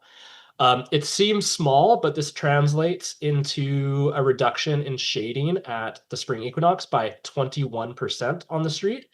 And it basically eliminates any shadow casting compared to just having a two-story building. It's almost identical. It's 0.2 meters difference. And because our floor area ratio is still really the limiting factor on a lot of these developments, this doesn't really translate into any lost buildable floor space. It really just shifts some of that building more to the rear to preserve the views and the solar exposure on the street. Gateway district amendments, which is applicable to railway, are fairly minor. A slight increase of 0.5 meters to eave line heights, and that's just to accommodate more livable units, more vibrant commercial spaces on the ground floor. As our current height limits are quite restrictive on the eave lines for commercial spaces, and that's compounded by the fact that we do have water table issues there that do raise that ground floor a little bit. Further, these sites are severely constrained due to water body setback requirements, so proposing allowing minor relaxations to just the articulation requirements, so the stepping back of the building, to better accommodate very severely constrained sites. So it would only be applicable to sites that could not redevelop unless we do allow that minor relaxation. And then finally, we are introducing a new land use district. You'll recall the ARP proposes better connecting Main Street to the Bow River, and it does that through what it envisions as a transition area where rather than focusing on an extension of strictly commercial buildings from Main Street towards the Bow River, it steps down into the residential area through the introduction of small scale commercial uses, but in a generally residential building form. So we've developed the mixed use transition district, one that could be used here, but potentially elsewhere in the future. And it's a very similar form to R4. So it's based off of the same height requirements, similar setbacks, but it does require small scale commercial uses on the ground floor. And allows those commercial uses to go into that front yard setback area slightly. Moving on, you'll recall in the ARP, it directed some changes to our density bonusing or our perpetually affordable housing regulations, specifically to look at allowing an incentive for green buildings. We did some economic analysis on that, and we didn't want green buildings to compete with our desire to get affordable housing units. So rather than amend those incentives, we're introducing a new streamlined one. And this is really a pilot. So what it proposes allowing is a very minor height relaxation, about 0.5 meters, and an approximately 10% floor area relaxation to accommodate extra insulation, wall thickness, things of those natures for very high performing buildings. So ones that drastically exceed the energy efficiency requirements of the building code. One example being achieving the passive house designation. So this is an amendment to our green building regulations in the land use bylaw. We would be piloting this in the town center area, but it is a unique opportunity to monitor it over the next 2 years, look at how uptake has gone, and potentially update it or expand it townwide through the land use bylaw rewrite. Moving into the rezoning or the redistricting of properties, the land use designations do need to be changed to align with the land use concept of the town center ARP. Before we dive into that, though, just a few quick reminders. A majority of parcels are unaffected, which I'll speak to in a minute. So the rezoning is only applying to a small number of overall properties in the downtown area. And these zoning changes will guide what can be built. A reminder for residents is that it does not force development to happen. It merely grants new or different property rights to those landowners in terms of what they do with their property. Redevelopment remains the decision of property owners for private property. And the type of change we're talking about is modest, and it's expected to occur incrementally over time. It's really an expansion of land use districts that we already see or use downtown, rather than a wholesale change or introductions of new densities. Finally, For added transparency, we did put a lot of policy direction in the ARP signaling what these zoning changes would actually be so that they do not be perceived as coming out of nowhere or unexpected. The zoning changes we are making do align with the ARP's policies and directions. So you will recall the ARP has this map in it, what we call the land use concept. It envisions generally a 3-story form throughout the downtown area, as shown in the yellow, and then sort of 4-story spine between Main and 10th Street on what we call the Civic Corridor. So those are properties owned by the town of Canmore, such as the Civic Center, and then allowing up to 4 stories along Railway Avenue as well. We then take this land use concept and we break it up into what we call character areas. And these are really just individual areas with a distinct purpose and intended built form. So we have the gateway area along Railway, the Civic Corridor, which is the spine of town-owned properties along 9th Street, the commercial core, so that's Main and 10th Street in blue, our transition area, giving that connection towards the Bow River in yellow, and then the residential area surrounding it in green. Generally speaking, the Gateway District will be zoned GD, Gateway District. It largely is today, but we will be extending that zoning slightly to align it with the plan. The commercial core will be zoned TC as it is today. There's only one parcel that is being changed. The transition area in yellow would go to our new mixed-use transition district. And then finally, residential, not the entire area, but a lot of the properties within it would go to R4, as we see in some areas of South Canmore already. When we translate that into a map in terms of what that change looks like and the areas that are actually being affected, you'll see a lot of them are unaffected. So everything in gray is not being changed for rezoning. It is only the colored parcels that are being changed. One thing I'll point out is a few parcels are being rezoned to environmental district in red. That's to better protect areas adjacent to water bodies that are owned by the town of Canmore or the province. And some of our parks like Riverside Park and Veterans are being rezoned to public use district, which is just to reflect their current and intended use. As we have some relics of the past, like for example, Veterans Park being zoned R1 currently, which is intended for residential. And one I'll note is I did mention earlier, we do have a minor amendment, which is to repeal a particular DC district. That is just this townhouse district in the southwest corner of the ARP area. That is being proposed to be rezoned to R4, which is to accommodate things like multiplexes and townhouses. And if that rezoning proceeds, then this district is no longer in effect, as this is the only area it applies to in town. So we would be repealing that as a result. Third, minor housekeeping amendment to the municipal development plan, just to make sure its maps are consistent with the ARP. So this is just a minor adjustment to map 2, which is to shift a few parcels on Railway Avenue from residential to mixed use. It covers 6 parcels off of Railway Avenue north of 10th Street. Those are currently zoned for residential and are in the MDP as residential. The ARP and our zoning shifts them towards mixed use. So this amendment just reflects that change in designation. And then finally, we are also proposing amendments to our parking cash and lieu policy. This was already signaled in section 8.1 of the ARP, which identified the need to update the cash and lieu policy to better encourage uptake from applicants, better support redevelopment, and ensure the function of our transportation network and fund the parking facilities that we envision. So these amendments are really just implementing section 8.1.2.5 of the ARP. These amendments are focused on expanding the applicability of the parking cash and lieu policy. So it would include any developments within the town center ARP boundary rather than just the mixed use areas. And it would provide an avenue for more residential developments to be eligible. And this is really important, as expanding the applicability of the policy in an area such as the town center would help ensure that developments in really walkable communities like downtown and that are on very constrained sites, such as those of many lots downtown, which are very small, or they have dual frontages or high water tables. It helps ensure they're provided a pathway for viable redevelopment, where really our parking stall requirements are the insurmountable barrier for those sites. These amendments would also help generate additional funds that could be used for the provision of offsite parking facilities, such as the Intercept facility that we contemplate in the ARP and envision as a key transportation investment in this area.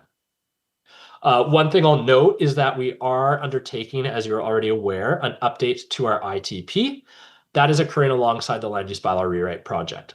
It's anticipated that the forthcoming ITP update would include recommendations and updates to this policy, and it may guide further changes to the land use bylaw as it relates to parking. So this is really an interim update just to implement the ARP, but further changes may come in the future, and those would be looked at through that ITP update. So I'll bring that all together in conclusion just by saying that the implementation package is really just about bringing our other bylaws and policies into alignment with the council approved ARP. It is not about making new changes that were not contemplated in that area plan. All the proposed changes that we have today are generally consistent with the ARP and would help support the vision for the town center. So administration's recommendation today is that these bylaw amendments be given first reading and that a single public hearing be scheduled for February 3rd, 2026, and that the parking cash in lieu policy as a policy that is not subject to the same public hearing requirements be approved as presented today. Thank you very much, and I'm happy to take questions. Thank you, Mr. Cairns. I really appreciate the detailed presentation, covering a lot of ground with great clarity, so thank you. Looking to council to see if there are any questions. Councillor Murray. Thank you, Your Worship, and thank you, Mr. Cairns, for that great presentation. I'm curious how the proposed revised land use bylaw amendment interacts with the overall land use bylaw rewrite process that's underway. For example, we're about to enter phase 3, the engage process. Will the public be engaging on the land use bylaw as written, or will these amendments be a part of that engagement process? I'm just trying to figure out how both of these things work together. Thank you, Councillor. Yeah, that's a great question. As one of the key staff people on that project, I'm kind of aware of these changes and we'll address those as needed. The focus, though, on the land use bylaw rewrite is engaging the public on really big structural changes in the land use bylaw, changes to how we might regulate built form and things of that nature. It may include an entirely new approach to how we do land use districts. It wouldn't be focusing on that stage on the finer details like these small changes to say like the R4 district or what a particular setback or building height might be. That would come later as necessary through that project. Thank you. And my second question is the proposed change to the DC to R4. Is there anything on the site now that would not conform to R4? That's a great question. It wouldn't be just limited to that site. Of course, when we do zoning changes like this, there would be non-conforming sites all over the place, generally speaking. But those would obtain the legal non-conforming status and be treated the same way that we do any site in town in that matter. So they can continue to exist and operate subject to certain caveats and restrictions such as a discontinuation of the use. So no immediate impact on those areas. But were redevelopment to occur, then they would be subject to the new regulations. Thank you very much. Good questions, Councillor. Anyone else with questions? Councillor Hillstead. Thank you, Mr. Cairns, for the great presentation. This is a really,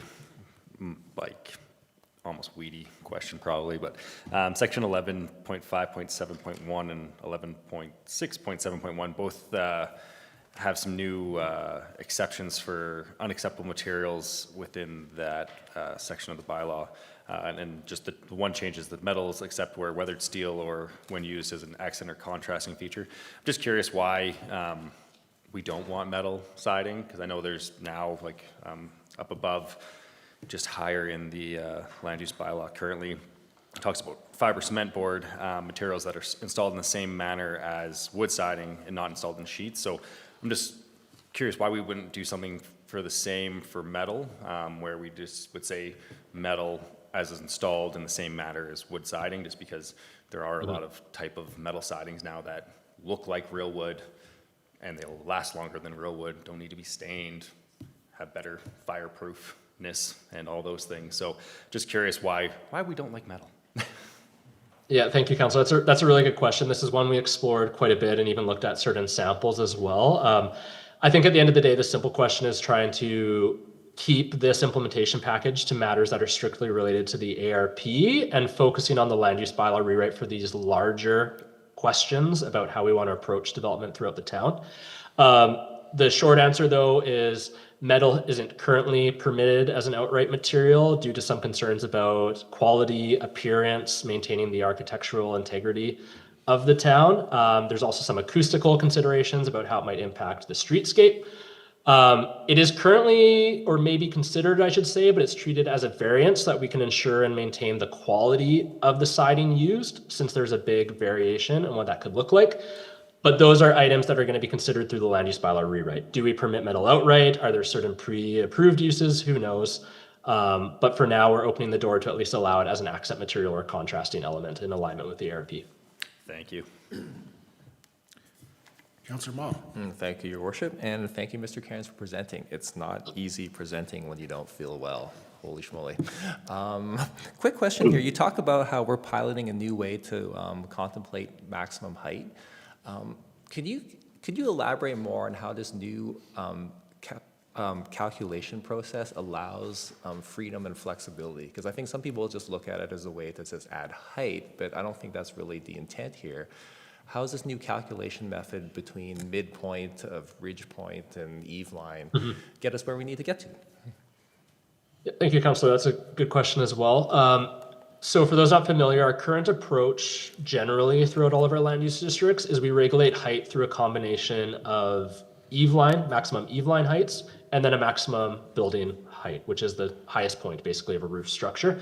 The end result is we basically force or at least encourage all developments to basically take the same shape and form, where we max out the eave line height and max out the building height. And in some areas, such as in the R4 district, you actually end up seeing even fake architectural features to basically meet those eave line requirements that we have. What we're trying to achieve is focus instead on the outcome we want, which is good design that resembles a mountain style architecture, livable units, functional floor heights, and maintaining the views. And we can achieve that same outcome instead by adopting this new definition for height. And that definition is just, you state the height as the midpoint of a sloped roof, and you set parameters around it. So our proposed amendments are saying height is calculated as the midpoint of the roof, so long as no other part of the roof exceeds 3 meters beyond that point. So it kind of sets a parameter along how sloped that roof can be and how tall it can be. This model has already been in effect in Banff for a very long time. It is used in other mountain town communities with very good outcomes. We're looking to pilot it in R4 as we explored it through some of our test fits and our architectural explorations in the ARP. If it's successful, if we like what we see over the next 2 years, then that could be something we look at doing through the land use bylaw rewrite as our new approach to height. But the benefit is by going ahead now, we do have this opportunity to do a little bit of monitoring and see how things go and decide, is this a new approach we actually want to expand, or do we want to rein it back and do something different for how we calculate height? Okay, well, that's super helpful. So especially the part where in our current way, we've been too prescriptive with the eave lines, which has resulted in a certain belt form too consistently. Okay, thank you. That's very helpful. Okay, looking to see if there are any other questions.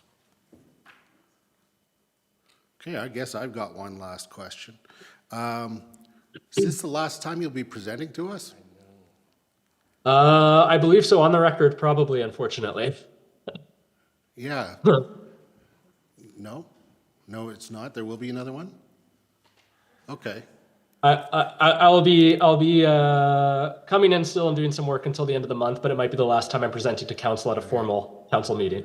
Okay. Yeah, I was just going to say Mr. Cairns and myself are going to, and Ms. Collette are doing a presentation at council workshop. Ah, So, okay, but first time, or last time in a council meeting. yeah, I believe so. Yeah, yeah. Okay, well, thank you very much for your presentation today, and we certainly appreciate all the good work that you do. And I think that that's it for questions, so we'll move on to, yeah, so we're going to move on to making these motions then, so thank you.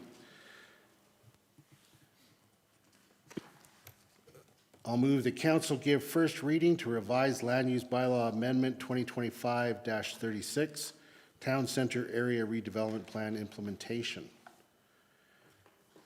Anybody like to speak to the motion?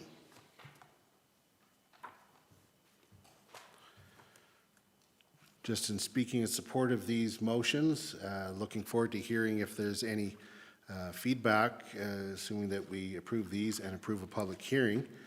I'd also, this is where it goes from concept to actual implementation guides for guiding the building. And it's exciting to see the plans go to that next step and then become part of our revised land use and making those changes to the MDP. It's really giving effect to the plan that has been approved.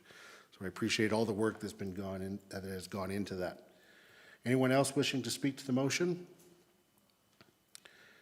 Seeing none, I'll call the question. All those in favor? Carried unanimously. I'll also move the council give first reading to Municipal Development Plan Bylaw Amendment 2025-40, extension of commercial and mixed-use area. Anyone wishing to speak to the bylaw or to the motion? Seeing none, I'll call the question. All those in favor? Carried unanimously. I move the council schedule a single public hearing for bylaws 2025-36 and 2025-40 for February 3rd, 2026. Anyone wish to speak to that motion? Seeing none, I'll call the question. All those in favor? Carried unanimously. And I'll move that council approve parking cash and lieu policy PD-007 as presented. This is our James Bond policy, 007. And as Mr. Cairns noted, this is really an interim change because this policy will be further affected by the integrated transportation plan updates.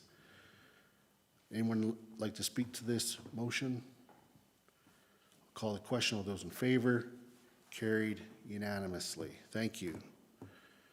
Okay, let's move on to item G5, 2026 Borrowing Bylaws.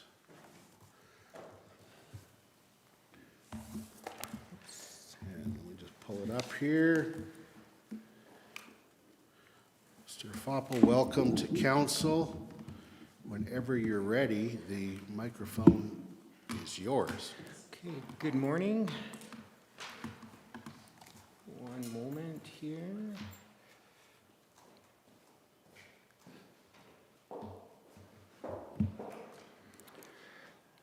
Okay, so as part of the 2026 budget amendment process, Council approved amendments to capital projects which include debt financing as one of their sources of funding. Therefore, I am here to present the first reading of Borrowing Bylaw Amendment 2025-37 and Borrowing Bylaw 2025-41.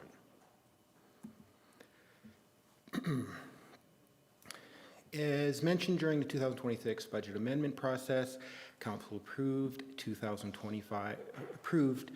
capital project amendments which included the Railway Avenue Wastewater Upgrade Project and the Railway Avenue Waterline Replacement Project. The increase of each of these projects will be funded through debenture borrowings. So first of all, Borrowing Bylaw Amendment 2025-37. An amendment is required as there was originally a planned borrowing for this project. Previously, the approved project budget was $1.75 million, and this was funded partially by a debenture borrowing of $875,000 and a draw from the wastewater utility reserve of $875,000. As a result of the amendment approved by council, the project cost increased by $1.1 million to $2.85 million. The total budget increase of $1.1 million will be funded from debenture financing, bringing the total financing on the project to $1,975,000. So we can see that there, $1,975,000 from debenture, $875,000 from the utility reserve. Borrowing Bylaw 2025-41. This is a new borrowing bylaw required as the original project for this the original budget for this project did not include any borrowings, and so the original project budget was $1.8 million, and this was funded from the water utility reserve. As a result of the amendment, the total project increased by $3.1 million to 4.9 million. And of course, the total, the total increase is funded from debenture financing. We've seen this chart before, just a quick rehash of where our debt is at and where it's going. With these new borrowings, our total debt is still under our internal debt limit as well as the municipal government debt limit.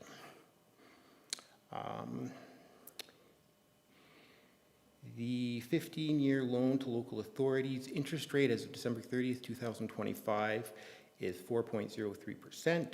And of course, when we take the draw on these new borrowings, the market rate will vary, so it's difficult to say what it will be, but as of December 30th, it is 4.03%. Here are the timelines for the bylaw to be valid. The borrowing bylaws will be advertised for 2 consecutive weeks on January 8th and January 15th. We'll be back to present the second and third readings on February 3rd once the advertisements are complete and the petition period is complete. Therefore, in conclusion, the recommendation is to give first reading to Borrowing Bylaw Amendment 2025-37, Railway Avenue Wastewater Upgrade Borrowing Increase, as well as Borrowing Bylaw 2025-41, Railway Avenue Water Line Replacement Construction Phase 1 South. Great, thank you very much, Mr. Foppel. And looking to council to see if there are any questions arising from the presentation. Seeing none, thank you very much. Thank you. Okay, so I'll move that council give first reading to Borrowing Bylaw Amendment 2025-37, Railway Avenue Wastewater Upgrade Borrowing Increase. Anyone wishing to speak to the motion? Seeing none, I call the question. All those in favor? Carried unanimously. I'll move that council give first reading to Borrowing Bylaw 2025-41, Railway Avenue Water Line Replacement, Construction Phase 1 South. Anyone wishing to speak to the bylaw? Seeing none, I'll call the question. All those in favor? Carried unanimously. Okay, let's move on to item H1. Appointment to the Marigold Library Board. Mr. Stiver, whenever you're ready, the microphone is yours. Nice and long one for you today.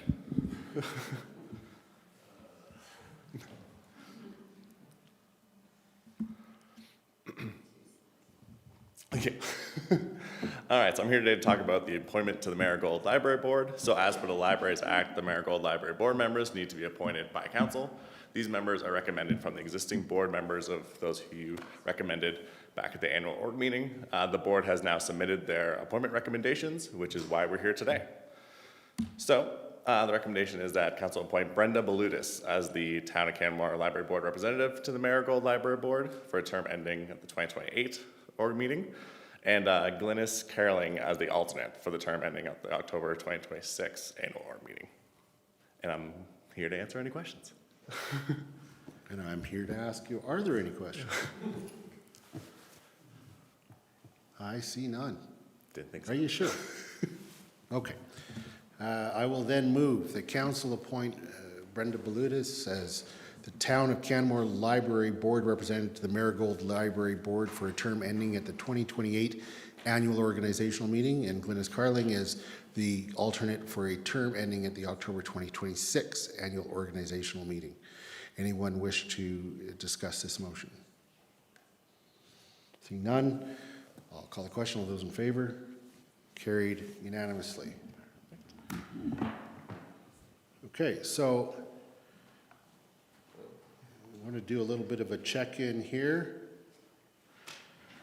I think we have time for one more, unless people are really wanting to take a lunch. It's appearing to me that we're going to go into and need a lunch break. So I'm just wanting to do a quick check-in with council. Do you prefer 11:30 to 12:30, or do you want to do one more and take a break after that? Any preference?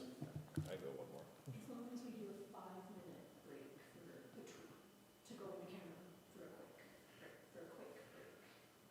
I see. Okay. Right, for the closed session portion of that section. Okay. So let's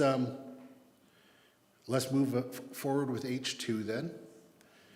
And this is the request to nullify change of use tourist home to residential. And I think what we're going to have is a presentation by Mr. Shinbein, and then we'll go into closed session. Is that the plan? Okay, so, and we'll take that break just before the closed session. Okay. Mr. Shinbein, welcome, and whenever you're ready, the microphone is yours.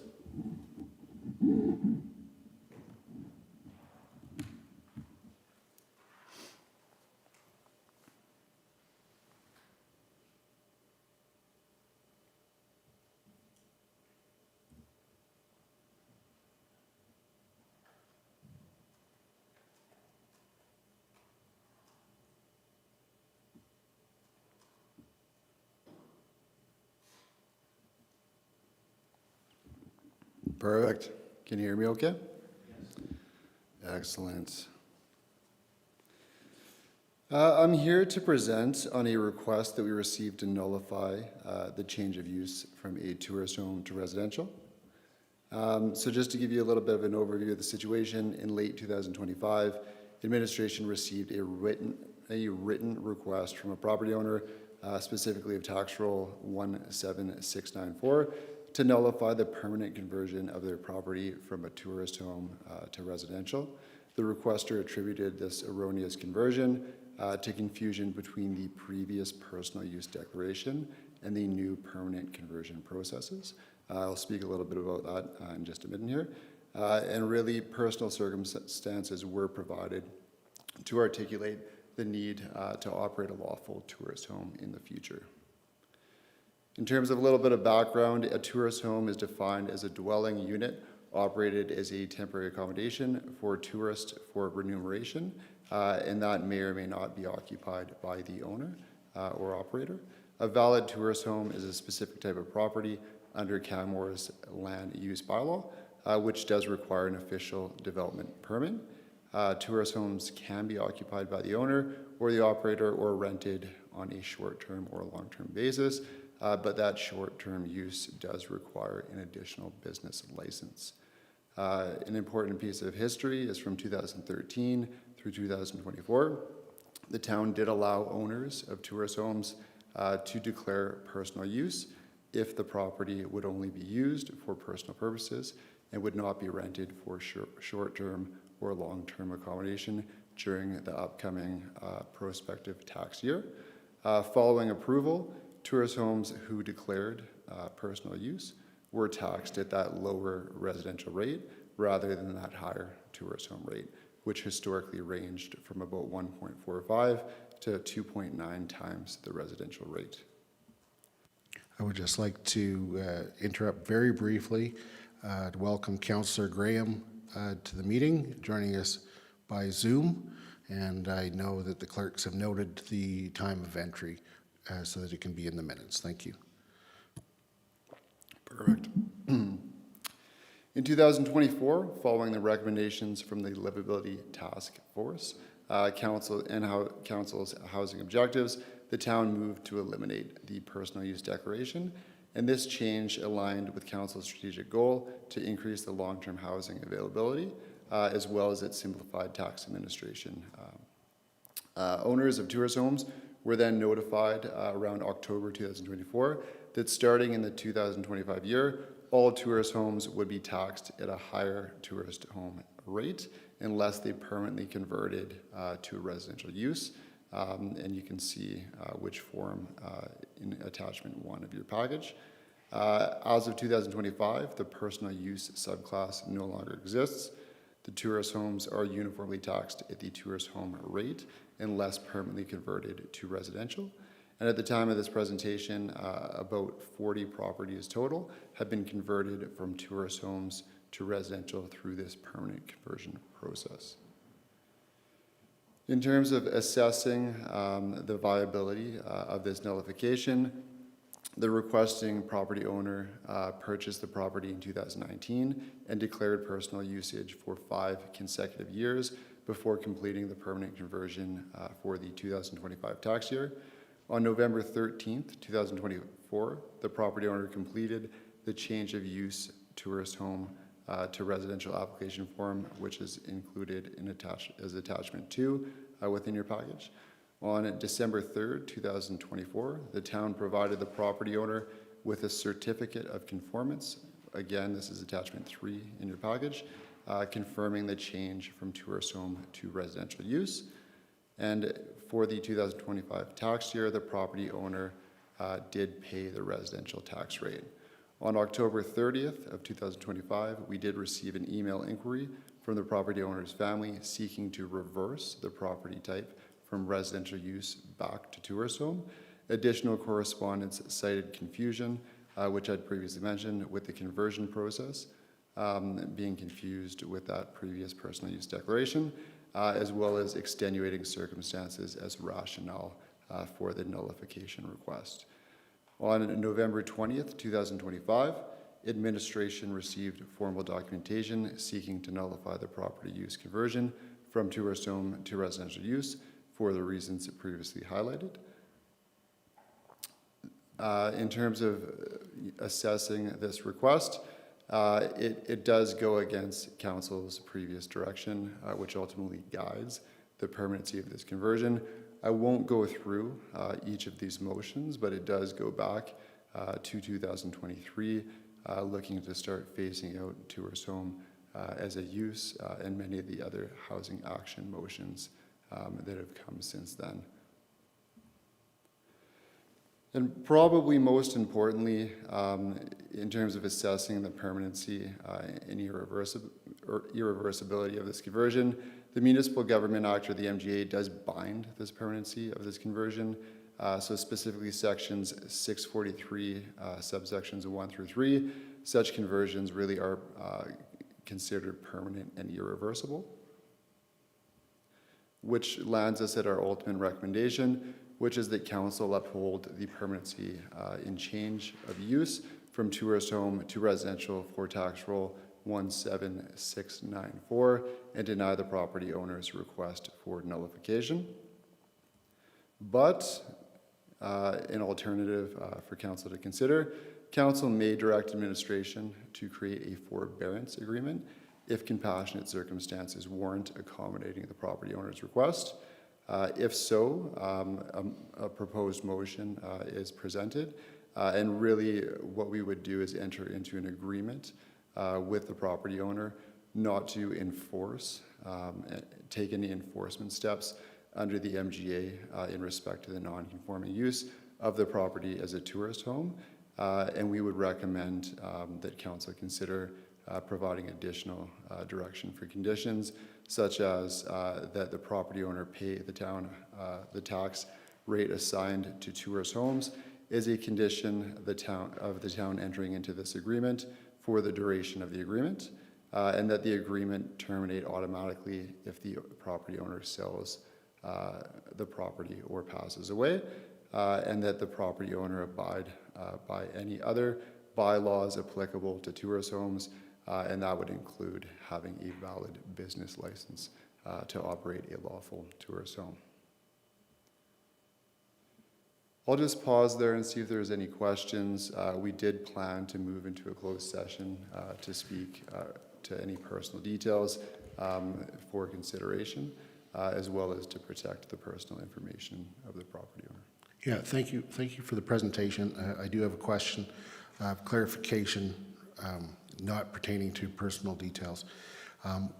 With respect to the alternative that's provided, should council want to go that way, I just want to confirm that a forbearance agreement basically says that we're not going to enforce the current zoning, and it will have conditions that would allow it to operate a tourist home, but essentially it can't be sold as a tourist home, correct? That is correct. Yeah, it would be an agreement specifically with this property owner, right, with conditions, right, and it would terminate if that property owner were to turn over or change. And really, this just allows some accommodation of the request for the ability to operate a lawful tourist home and to gain that revenue that they're looking to gain in the future without going against the permanency and irreversibility of the conversion and having to do something like actually rezoning this property.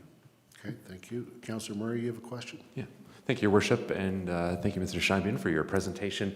I mean, section 643.2 of the MGA seems pretty clear. A non-conforming use may continue, but if that use is discontinued for 6 consecutive months or more or changed to another use, the previous use may not be resumed.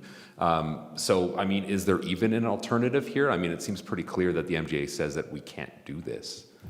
That's correct. And really what we wouldn't be doing is changing the use. We would just be agreeing not to enforce upon that.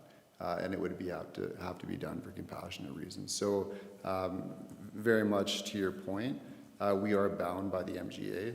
It is a permanent conversion unless, you know, the land use bylaw is actually changed and the zoning's changed. Really, there is no going back, to your point. Thank you. And my second question, just under analysis of alternatives, the point that the agreement terminate automatically if the property owner sells the property or dies. Does that apply to anybody else who continues to operate a tourist home in as a non-conforming use, or would this be like a very individual thing? Very specific to this property. Yeah, completely tied to this property. Okay, thank you. No problem.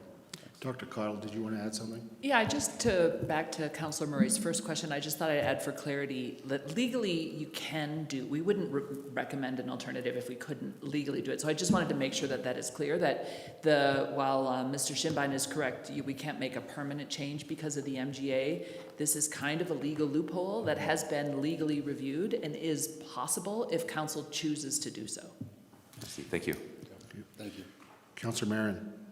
Thank you for the information, and I'm fairly certain I know the answer to this, but have we done this with any other properties in Canmore, or have we considered this or had a request like this for any other properties? We have not entered into a forbearance agreement for these reasons as of yet. This would be the first time. Okay, thank you very much. Okay, looking to see if there's any other questions before we go into a closed session. Okay, seeing none. I move that council close the meeting to the public to prevent the disclosure of personal information in accordance with section 20 sub 4 sub H of the Access to Information Act. All in favor? Carried unanimously.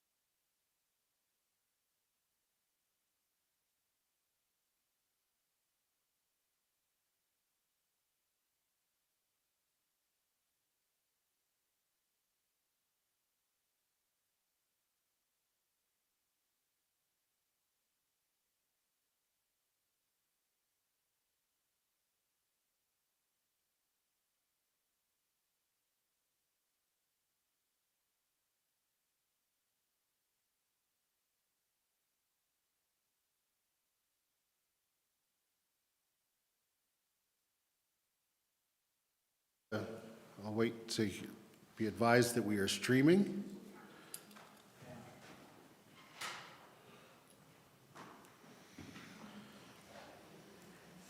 And I'll just move into putting the alternative motion on the table. And I do have both the motions here, if you want me to put one of them up. Okay, we are back. We're out of closed session. We're dealing with item H2, request to nullify change of use, tourist home to residential. I am going to put a motion on the table. And it's just going to come up on the screen here. It's the alternative motion for council to consider. I move the council direct administration to enter into negotiations with the property owner of tax roll 17694 and execute a forbearance agreement between the property owner and the town, whereby the town agrees not to undertake any enforcement steps under the MGA in respect of the non-conforming use of the property as a tourist home. The agreement must include the following conditions: that the property owner pay the town the tax rate assigned to tourist homes as a condition of the town entering into this agreement for the duration of the agreement, that the agreement terminate automatically if the property owner sells the property or dies, that the property owner abide by any other municipal bylaws applicable to tourist homes, example, having a valid business license to operate a lawful tourist home. Speaking in favor of this motion, I believe that there are exceptional circumstances here that for compassionate reasons we could consider this. I appreciate administration's recommendation to follow our policy, and that is the starting point for me, is to always follow the policy unless there is a really, really, really compelling reason not to, and I believe that this falls into an exception for me. Councillor Faubert. Thank you, Your Worship, and thank you for putting forward the alternative. I am speaking in support. I believe that that when the past council pursued changes to how tourists or regulations around tourist home in our community, this was one situation that I felt could potentially arise. And I'm glad that we have a compassionate approach to address it, but also maintain in the future the decision around the changes to tourist homes under the land use bylaw. This, to me, is a solution that addresses the issue, but doesn't make, without making long-term, more difficult, cumbersome processes necessary. So I'm very much in support of it, and I'm appreciative of everyone who has put their time and effort into finding this way forward. Thank you. Thank you. Councillor Hillstead. Thank you. I will also be in support of this. Again, to many of the reasons I've already been spoken, but it does appear that there were quite extensive circumstances with this particular case, so I think that the compassionate approach makes sense here, so I'm happy to support. Thank you. Councillor Marin. Yeah, I'm also going to speak in support of this motion based on the extenuating circumstances that were discussed in camera. And just happy that there's thank you to administration for putting forward an alternative that considered those compassionate approaches based on the extenuating circumstances. Thank you. Councillor Ma. Thank you, Your Worship. Thank you, administration, for your great work on this. I will also support this. I feel that the situation that's been described by this one constituent is plausible, and there's been a pattern as well, too, that's kind of shown that. I also appreciate that this solution here is able to maintain council's direction, but at the same time provide a degree of relief for this person. Thank you. Councillor Murray. Thank you, Your Worship. I will also be voting in favor of the motion on the floor. I don't necessarily love things that are kind of procedurally messy like this. I mean, it goes against the MGA, this section 643.2. We're entering into an agreement about the property owner sells or dies, which is sort of a one-off thing. But I'll echo a lot of what Councillor Faubert already said. The process to essentially remove the tourist home designation was something of an exceptional circumstance in and of itself, and there was sort of bound to be some things that weren't necessarily clean from that. So in this instance, on the compassionate grounds, I will be supporting this motion. Thank you, Councillor. And I get the main portion of your comments was the, the exception, the messiness there. I just wanted to correct, we're actually not going against the MGA. We are following the MGA. The land will still continue to be zoned residential. We are entering or directing entering into a forbearance agreement, which is a personal contract with the landowner, and that if they do certain things, they can operate as a tourist home for a certain period of time. So that's completely aligned with the MGA. Yep. Anyone else wishing to speak to the motion? Okay, then I'll call the question. All those in favor? Carried unanimously. Okay, so we're going to take a lunch break right now. We're going to take a full hour, so let's return at 1:05. Okay.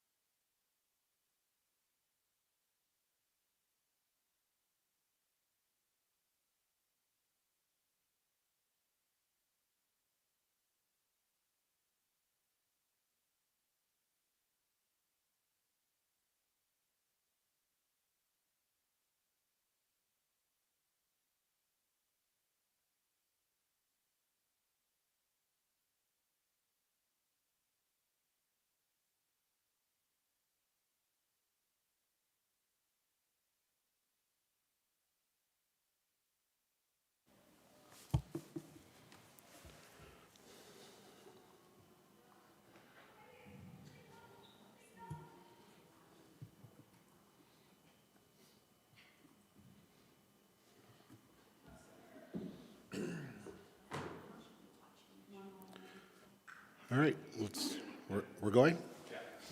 Okay, we're back. And we've got one more agenda item, and that is item H3, Livability Tax Program Amendment. Now, this is a request for decision that I've put forward in conjunction with my discussions with Minister Williams from the Government of Alberta. He's the Minister of Municipal Affairs. To give some context to this, of course, we have the Livability Tax Program in place. This is to help address our affordability crisis with our homes and building more non-market homes. This crisis has been building up over multiple decades. And throughout that time, different things have been tried, mostly around zoning and types of homes. The only thing that has really maintained affordability past the first owner or two has been non-market homes. And I mean affordability for the average person. When you're looking at single detached homes, the median assessed value at close to 1.5 million, and condominiums, the median assessed value at 800,000, they're out of reach for the average person. And so the last council in particular took the initiative to really commit to needing to build more of non-market homes at a rate and volume greater than ever seen before. Problem is that some financing would be needed. And we had very limited tools. And so the Livability Tax Program used subclasses, and that came about. When we did that, we had conferred with the Minister of Municipal Affairs at the time, there was letters received that we've seen, and reporters have been, I know, made requests, and they were advised also that this was something the municipality could do. When it was passed, it was challenged, and it was confirmed in court. It is before the Court of Appeals now, again, to see if that decision stands up. Throughout all of this, there's been advocacy that's happening with the provincial government, because of course we're doing so in accordance with provincial rules. And it's been building up. I spoke with the previous Minister of Municipal Affairs, and he had indicated that there was definitely some opposition to this approach. And then when I met with Minister Williams, who became the Minister of Municipal Affairs after Rick McIver was appointed Speaker of the Legislature, we met for the first time, and right then, I mean, he told me, as I've mentioned here before publicly, that the government felt that they had to do something. They didn't know exactly what that was. And so I encouraged him to please include Canmore at the table while we're having that discussion. And we've developed a very good relationship, collaborative, looking at keeping our eye on the end goal of providing affordable housing, viability of Canmore, economic prosperity, as opposed to looking at any one particular tool. And he recognizes that Canmore is in a unique situation and in a far different housing situation than anywhere else in the province, and with the types of pressures that we are seeing. And through our conversation and him recognizing that he had to do something, we started talking in terms of, well, there may be multiple solutions that are part of the overall solution. He received a mandate letter, a new mandate letter in last September from the Premier, and it specifically addressed Canmore's situation in that it required the minister to protect Albertans from municipal legislation or taxation that was based on primary residence. So that became part of the conversation. It actually didn't change the conversation. It just was one of those extra boxes that had to be ticked in order to, anything that was discussed to be palatable to the government would have to achieve that. Through these discussions, the concept arose of having the Livability tax program be exempt for Albertans.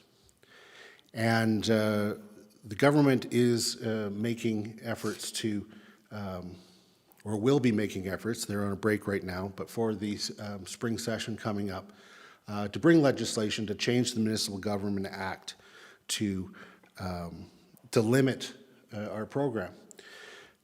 So that gives rise to this motion. It was felt in our discussions that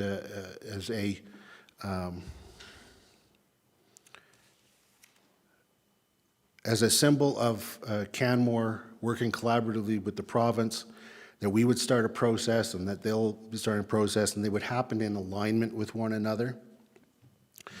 And it essentially allows the program to continue because it is allowed by the rules, but would then limit its scope so that it wouldn't affect Albertans. So that's essentially what's behind the motion that I'm bringing today, is to direct administration to draft some amendments that would come back to council for review that essentially exempt Alberta residents from the non-primary resident tax rate, and to bring it back to us prior to setting the tax rates for 2026. So it is relatively timely, but there are some moving parts out there. There are about 14% of all residences that have not responded to the community declaration. Now, owners would have been making choices based on the circumstances known to them at the time of the declaration coming out. And at that time, quite rightly, if you were a second homeowner, you might say, well, I'm not going to fill in that declaration because it's going to take my time. It's just going to pop out the answer that I have to pay a higher tax. So you might as well just mark me down as the higher tax. But there's going to be a segment of that 14%, could be all of it, could be a small part, but there will be a segment that would benefit from making a declaration, because if they're an Alberta resident, then they could, in fact, qualify for the lower tax rate. So that's one moving part. The other moving part is that the government would be introducing legislation, and we would want to make sure that there's alignment with that when it comes back to us. So we're on this issue singing from the same song sheet. So that puts us really at this coming back to us, I would imagine, by April-ish, because that aligns with prior to the 2026 tax year, and it also allows the declarations to be made, and it allows the alignment with the government process in amending the MGA. Now, Minister Williams has recognized that a change of this nature will create a gap, the amount still to be determined, but if X is what we were expecting to raise through the Livability tax program as it currently is, it's going to be X minus something with this change. And so he has also committed to me that with proceeding collaboratively in this manner, we'll also continue to have the conversation about what could fill the gap, because likely a new tool will need to be created, or grant funding, or something else, or some combination of all those things in order to meet Canmore's need. So that is what we've remained focused on. I am suggesting that we move forward with this, maintaining our goal of raising a certain amount of funds on an annual basis to put towards non-market housing development. And all that this would change is some of the revenue sources. I see this very much like we approach capital projects. There's a project there, and at one point it could be, you're expecting it's going to be all debenture funded, and then a grant comes in, so now it's going to be debenture and grant, or vice versa, you know, and so I see this as a change in funding sources that we're looking at, as opposed to a change in the program. Of course, you've all read the report, so I don't think that there's anything else I need to speak to at this point. What I am, given the sensitive nature of these discussions, and there's intergovernmental relations, the first thing we're going to do following this presentation is we're going to have a closed session, and then we'll come out, and if there are some questions that are best asked in the public sphere, they'll be asked, and then we'll put a motion on the table.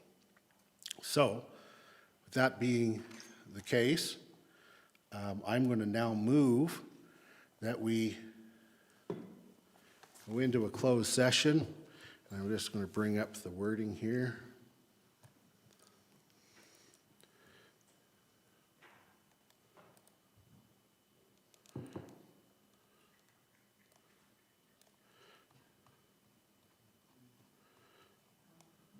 Okay. I move that council keeps not wanting to stay open here. Council close the meeting to the public to prevent the disclosure of information that may be harmful to intergovernmental relations in accordance with Section 26 Sub 1 of the Access to Information Act. All in favor of that motion? Carried unanimously. Okay.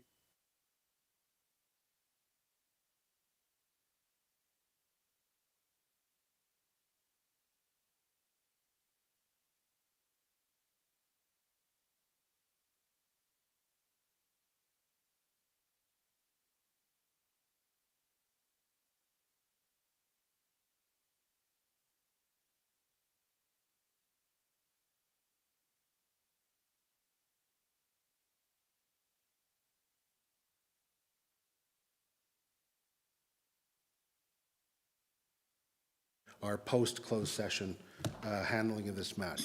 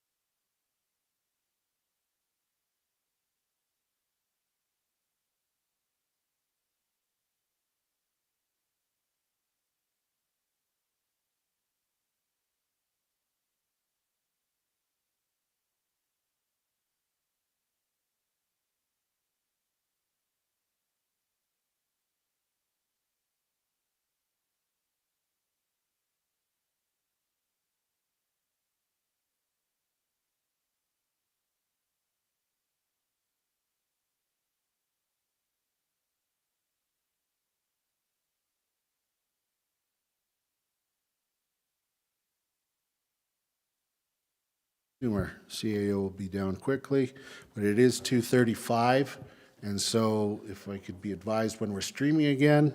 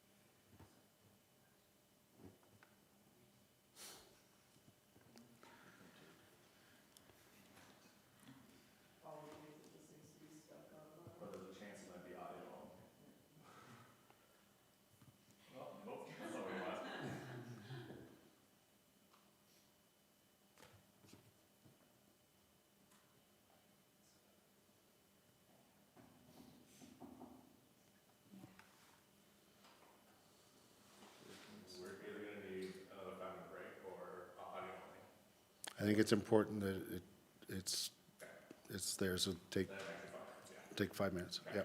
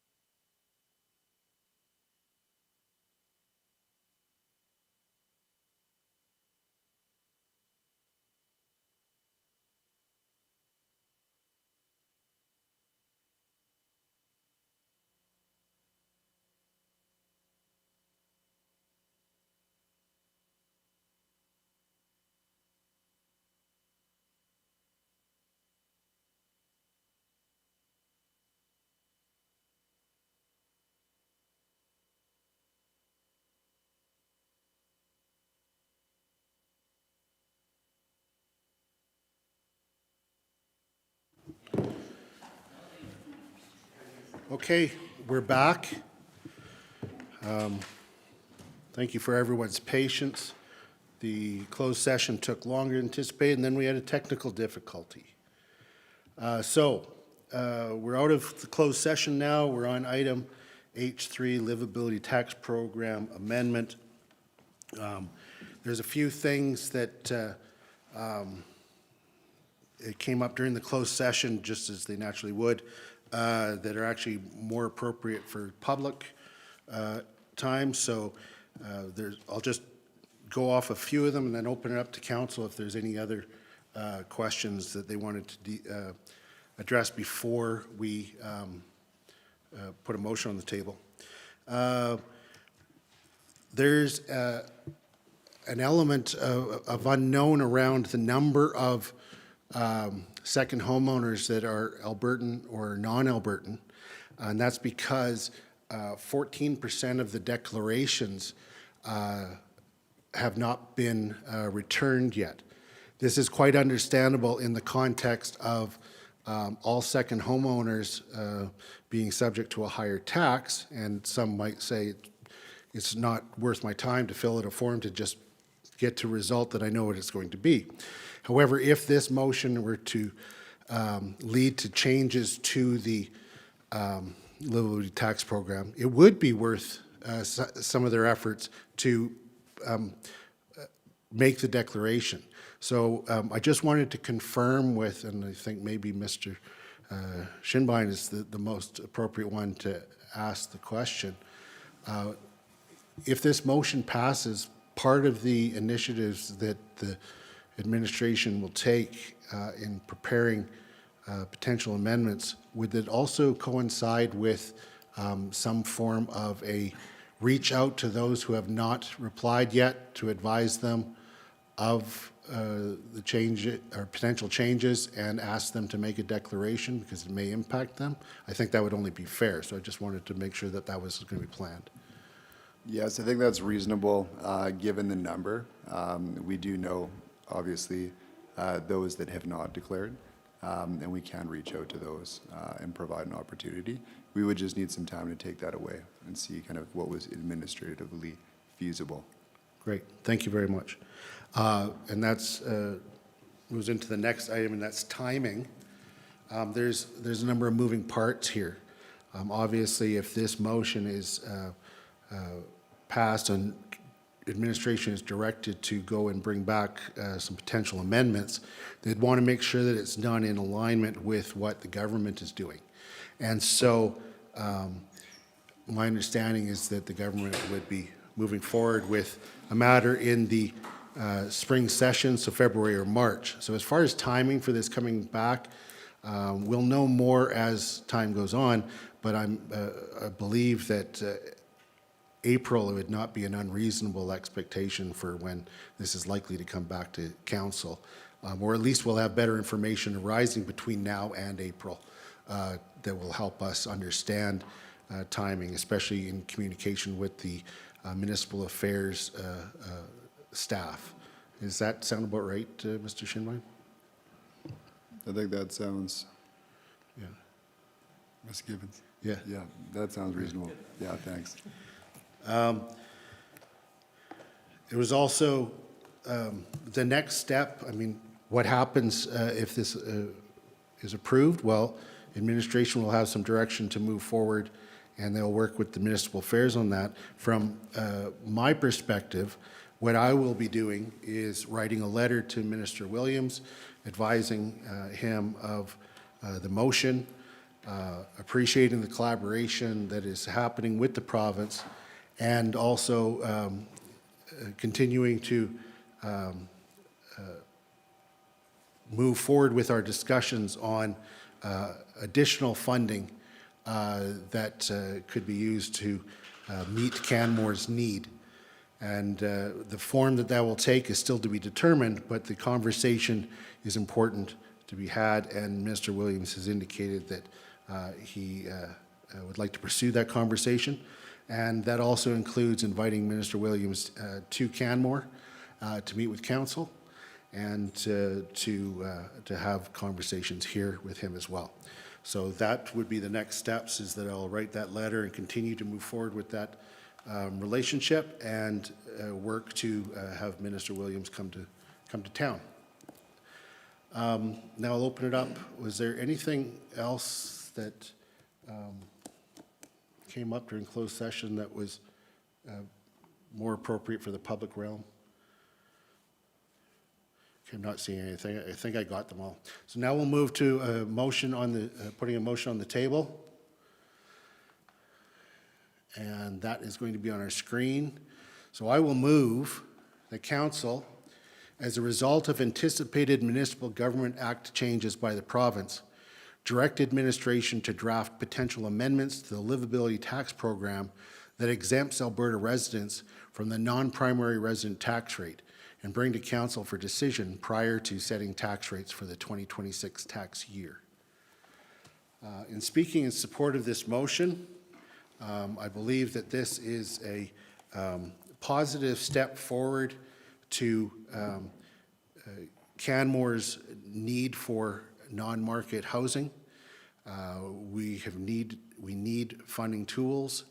The government would be, has indicated that they're amenable to this sort of approach, and then also amenable to talking about how else we can supplement this to meet our need. So this is, while a change, this allows the program to continue and also continue to work towards meeting our funding needs to house our permanent residents. So I'd encourage everyone to support the motion. Councillor Hillstead. Thank you. I will be supporting this motion. Again, we knew that something like this might happen because of the mandate letters. And I just actually want to thank Minister Williams for actually collaborating with us. And usually the government just, they just do what they want, and they don't even have to necessarily communicate with us or anything. They can just say, here's how it is. But they actually reached out and worked with us to say this was going to actually be coming. And they've actually they've gone outside the normal realm of what normally happens a lot of the time with provincial changes, where a lot of times it's more just the province does something and they let people know of what the changes are. In this one, they actually reached out and said, hey, this is coming. We want to work with you. So I just want to thank Mr. Williams again for that collaboration. And again, it's a change, and we'll see what actually gets rolled out in the MGA, but we need to be able to do this work to before we set the tax rate this year. So we need this motion to get to that point where we can actually know what direction needs to be taken place due to these MGA changes. So I will be in support. Thank you. Councillor Faubert. Thank you, Your Worship. I'm going to be speaking in favor of the motion, in the sense that the motion directs administration to continue to do work and bring back more information. Specifically, this information that they will bring back will be directly related to changes that are anticipated to the MGA. Because those changes in the MGA haven't been made, there's a whole bunch of information that we don't have. So it would be easy at this point in time, without that information, and given that I believe that the changes the province wants to make fundamentally alters the intent and viable outcomes of the livability tax, that discussion, that conclusion, that information, both the Court of Appeal decision, the Property Tax Task Force, as well as the MGA changes, are all things that still have to come. And with that information coming over the next several months, this motion gives appropriate direction to consider what kind of changes would be needed in order to continue.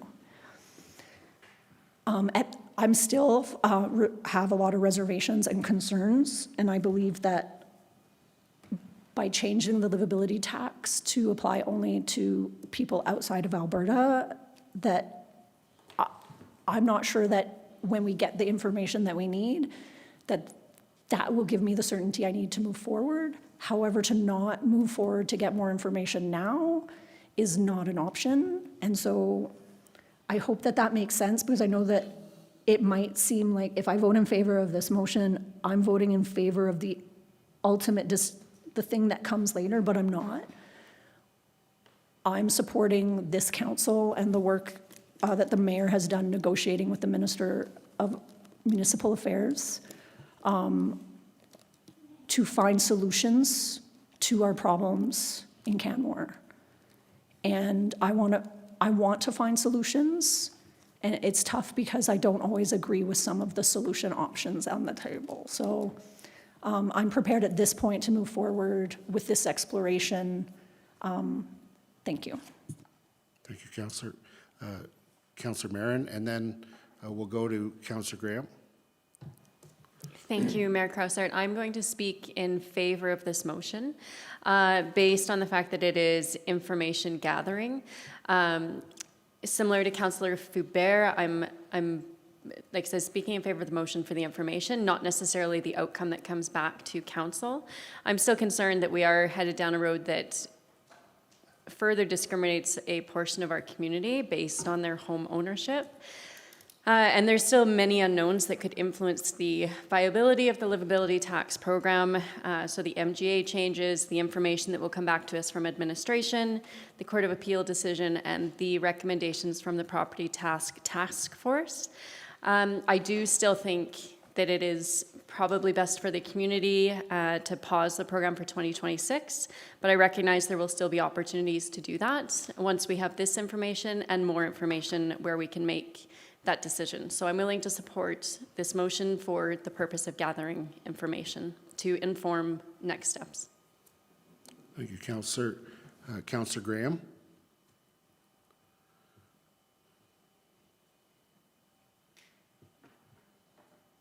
Thank you. I'll be speaking in support of this. Towns are a creation of the province, full stop. We are mandated by the MGA, and we have and will always adhere to that legislation. Town administration and council have been working incredibly hard with the province to find solutions for our housing issues. And I've been very encouraged by this collaborative approach as of late. I personally hope to see that continue and strengthen. With this motion, we are gathering more information as to how the program would work under the potential new rules for us to consider. That's it, and that's all. Our administration's time is one of the most valuable resources we have, and those decisions are never to be taken lightly. So, I know that this is going to take time and effort. I know that the mayor's been working very hard to navigate these incredibly complex political issues. And Your Worship, I just want to commend you for the work that you put into that and your efforts to date. I know it's not an easy task, and I know this motion has the best intentions behind it. I wanted to publicly thank Minister Williams for working with us. Excluding Albertans from the livability tax will create a funding gap, and that funding does enable our municipality to directly affect long-term viability of our community. The livability tax in its current form is a legal tool to do just that, and we want to bring solutions. We've worked hard to get those solutions. Like the province, we want to be masters of our own future within the framework of our jurisdiction. We know the province wants to protect Albertans, and we do too. We want to help by creating economically viable environments where we can all thrive. Too many of our locals have been economically evicted from our community. I know that intergovernmental approaches to our very real and significant housing issues are what's best for our community. And I fully support working hand in hand with the province to best serve all of our citizens. You personally have my full commitment to do just that. If the changes to the MGA are legislated that reduce our ability to meaningfully address our community's needs, then I trust that the government will help us bridge that funding gap. Thank you all for, I know this has been a tough conversation and a tough one in the community, and I appreciate everybody's efforts to date to keep navigating this one. Thank you. Thank you, Councillor. Councillor Murray. Thank you, Your Worship. I too will be speaking in favor of this motion, largely echoing what's already been said here at the council table around information gathering. As a councillor, it's our job to make decisions based on the best and most robust information available. And that's really challenging with this one because we don't actually know specifically what or when changes to the Municipal Government Act may come down that would affect the livability tax program. So this motion doesn't actually commit us to anything specific, any specific changes around the tax program. Rather, it commits us to information gathering. And I just want to say a big thanks to administration. I realize this is a big task list dump into your workflow that needs to be turned around in a relatively short period of time. So just want to express my advanced appreciation for getting us this report in a timely fashion so we can have the information to make a decision around the livability tax program for the 2026 tax year. Thank you. Thank you, Councillor. Councillor Ma. Thank you, Your Worship, and thank you for my fellow councillors for all their great commentary they have brought forth. I will definitely be voting in support. Yes, there's a big piece of this motion, which is about information gathering. But another part about this motion, if it passes, which I believe it will, is also about relationship building. I believe the mayor, administration, they've done a lot of work. We've been working with Minister Williams, and I feel Canmore's at a cusp here where we have a potential to change the narrative of how the province views us. And so by doing this motion, it's a bit of a leap of faith on our part, but at the same time, it's also a gesture of goodwill.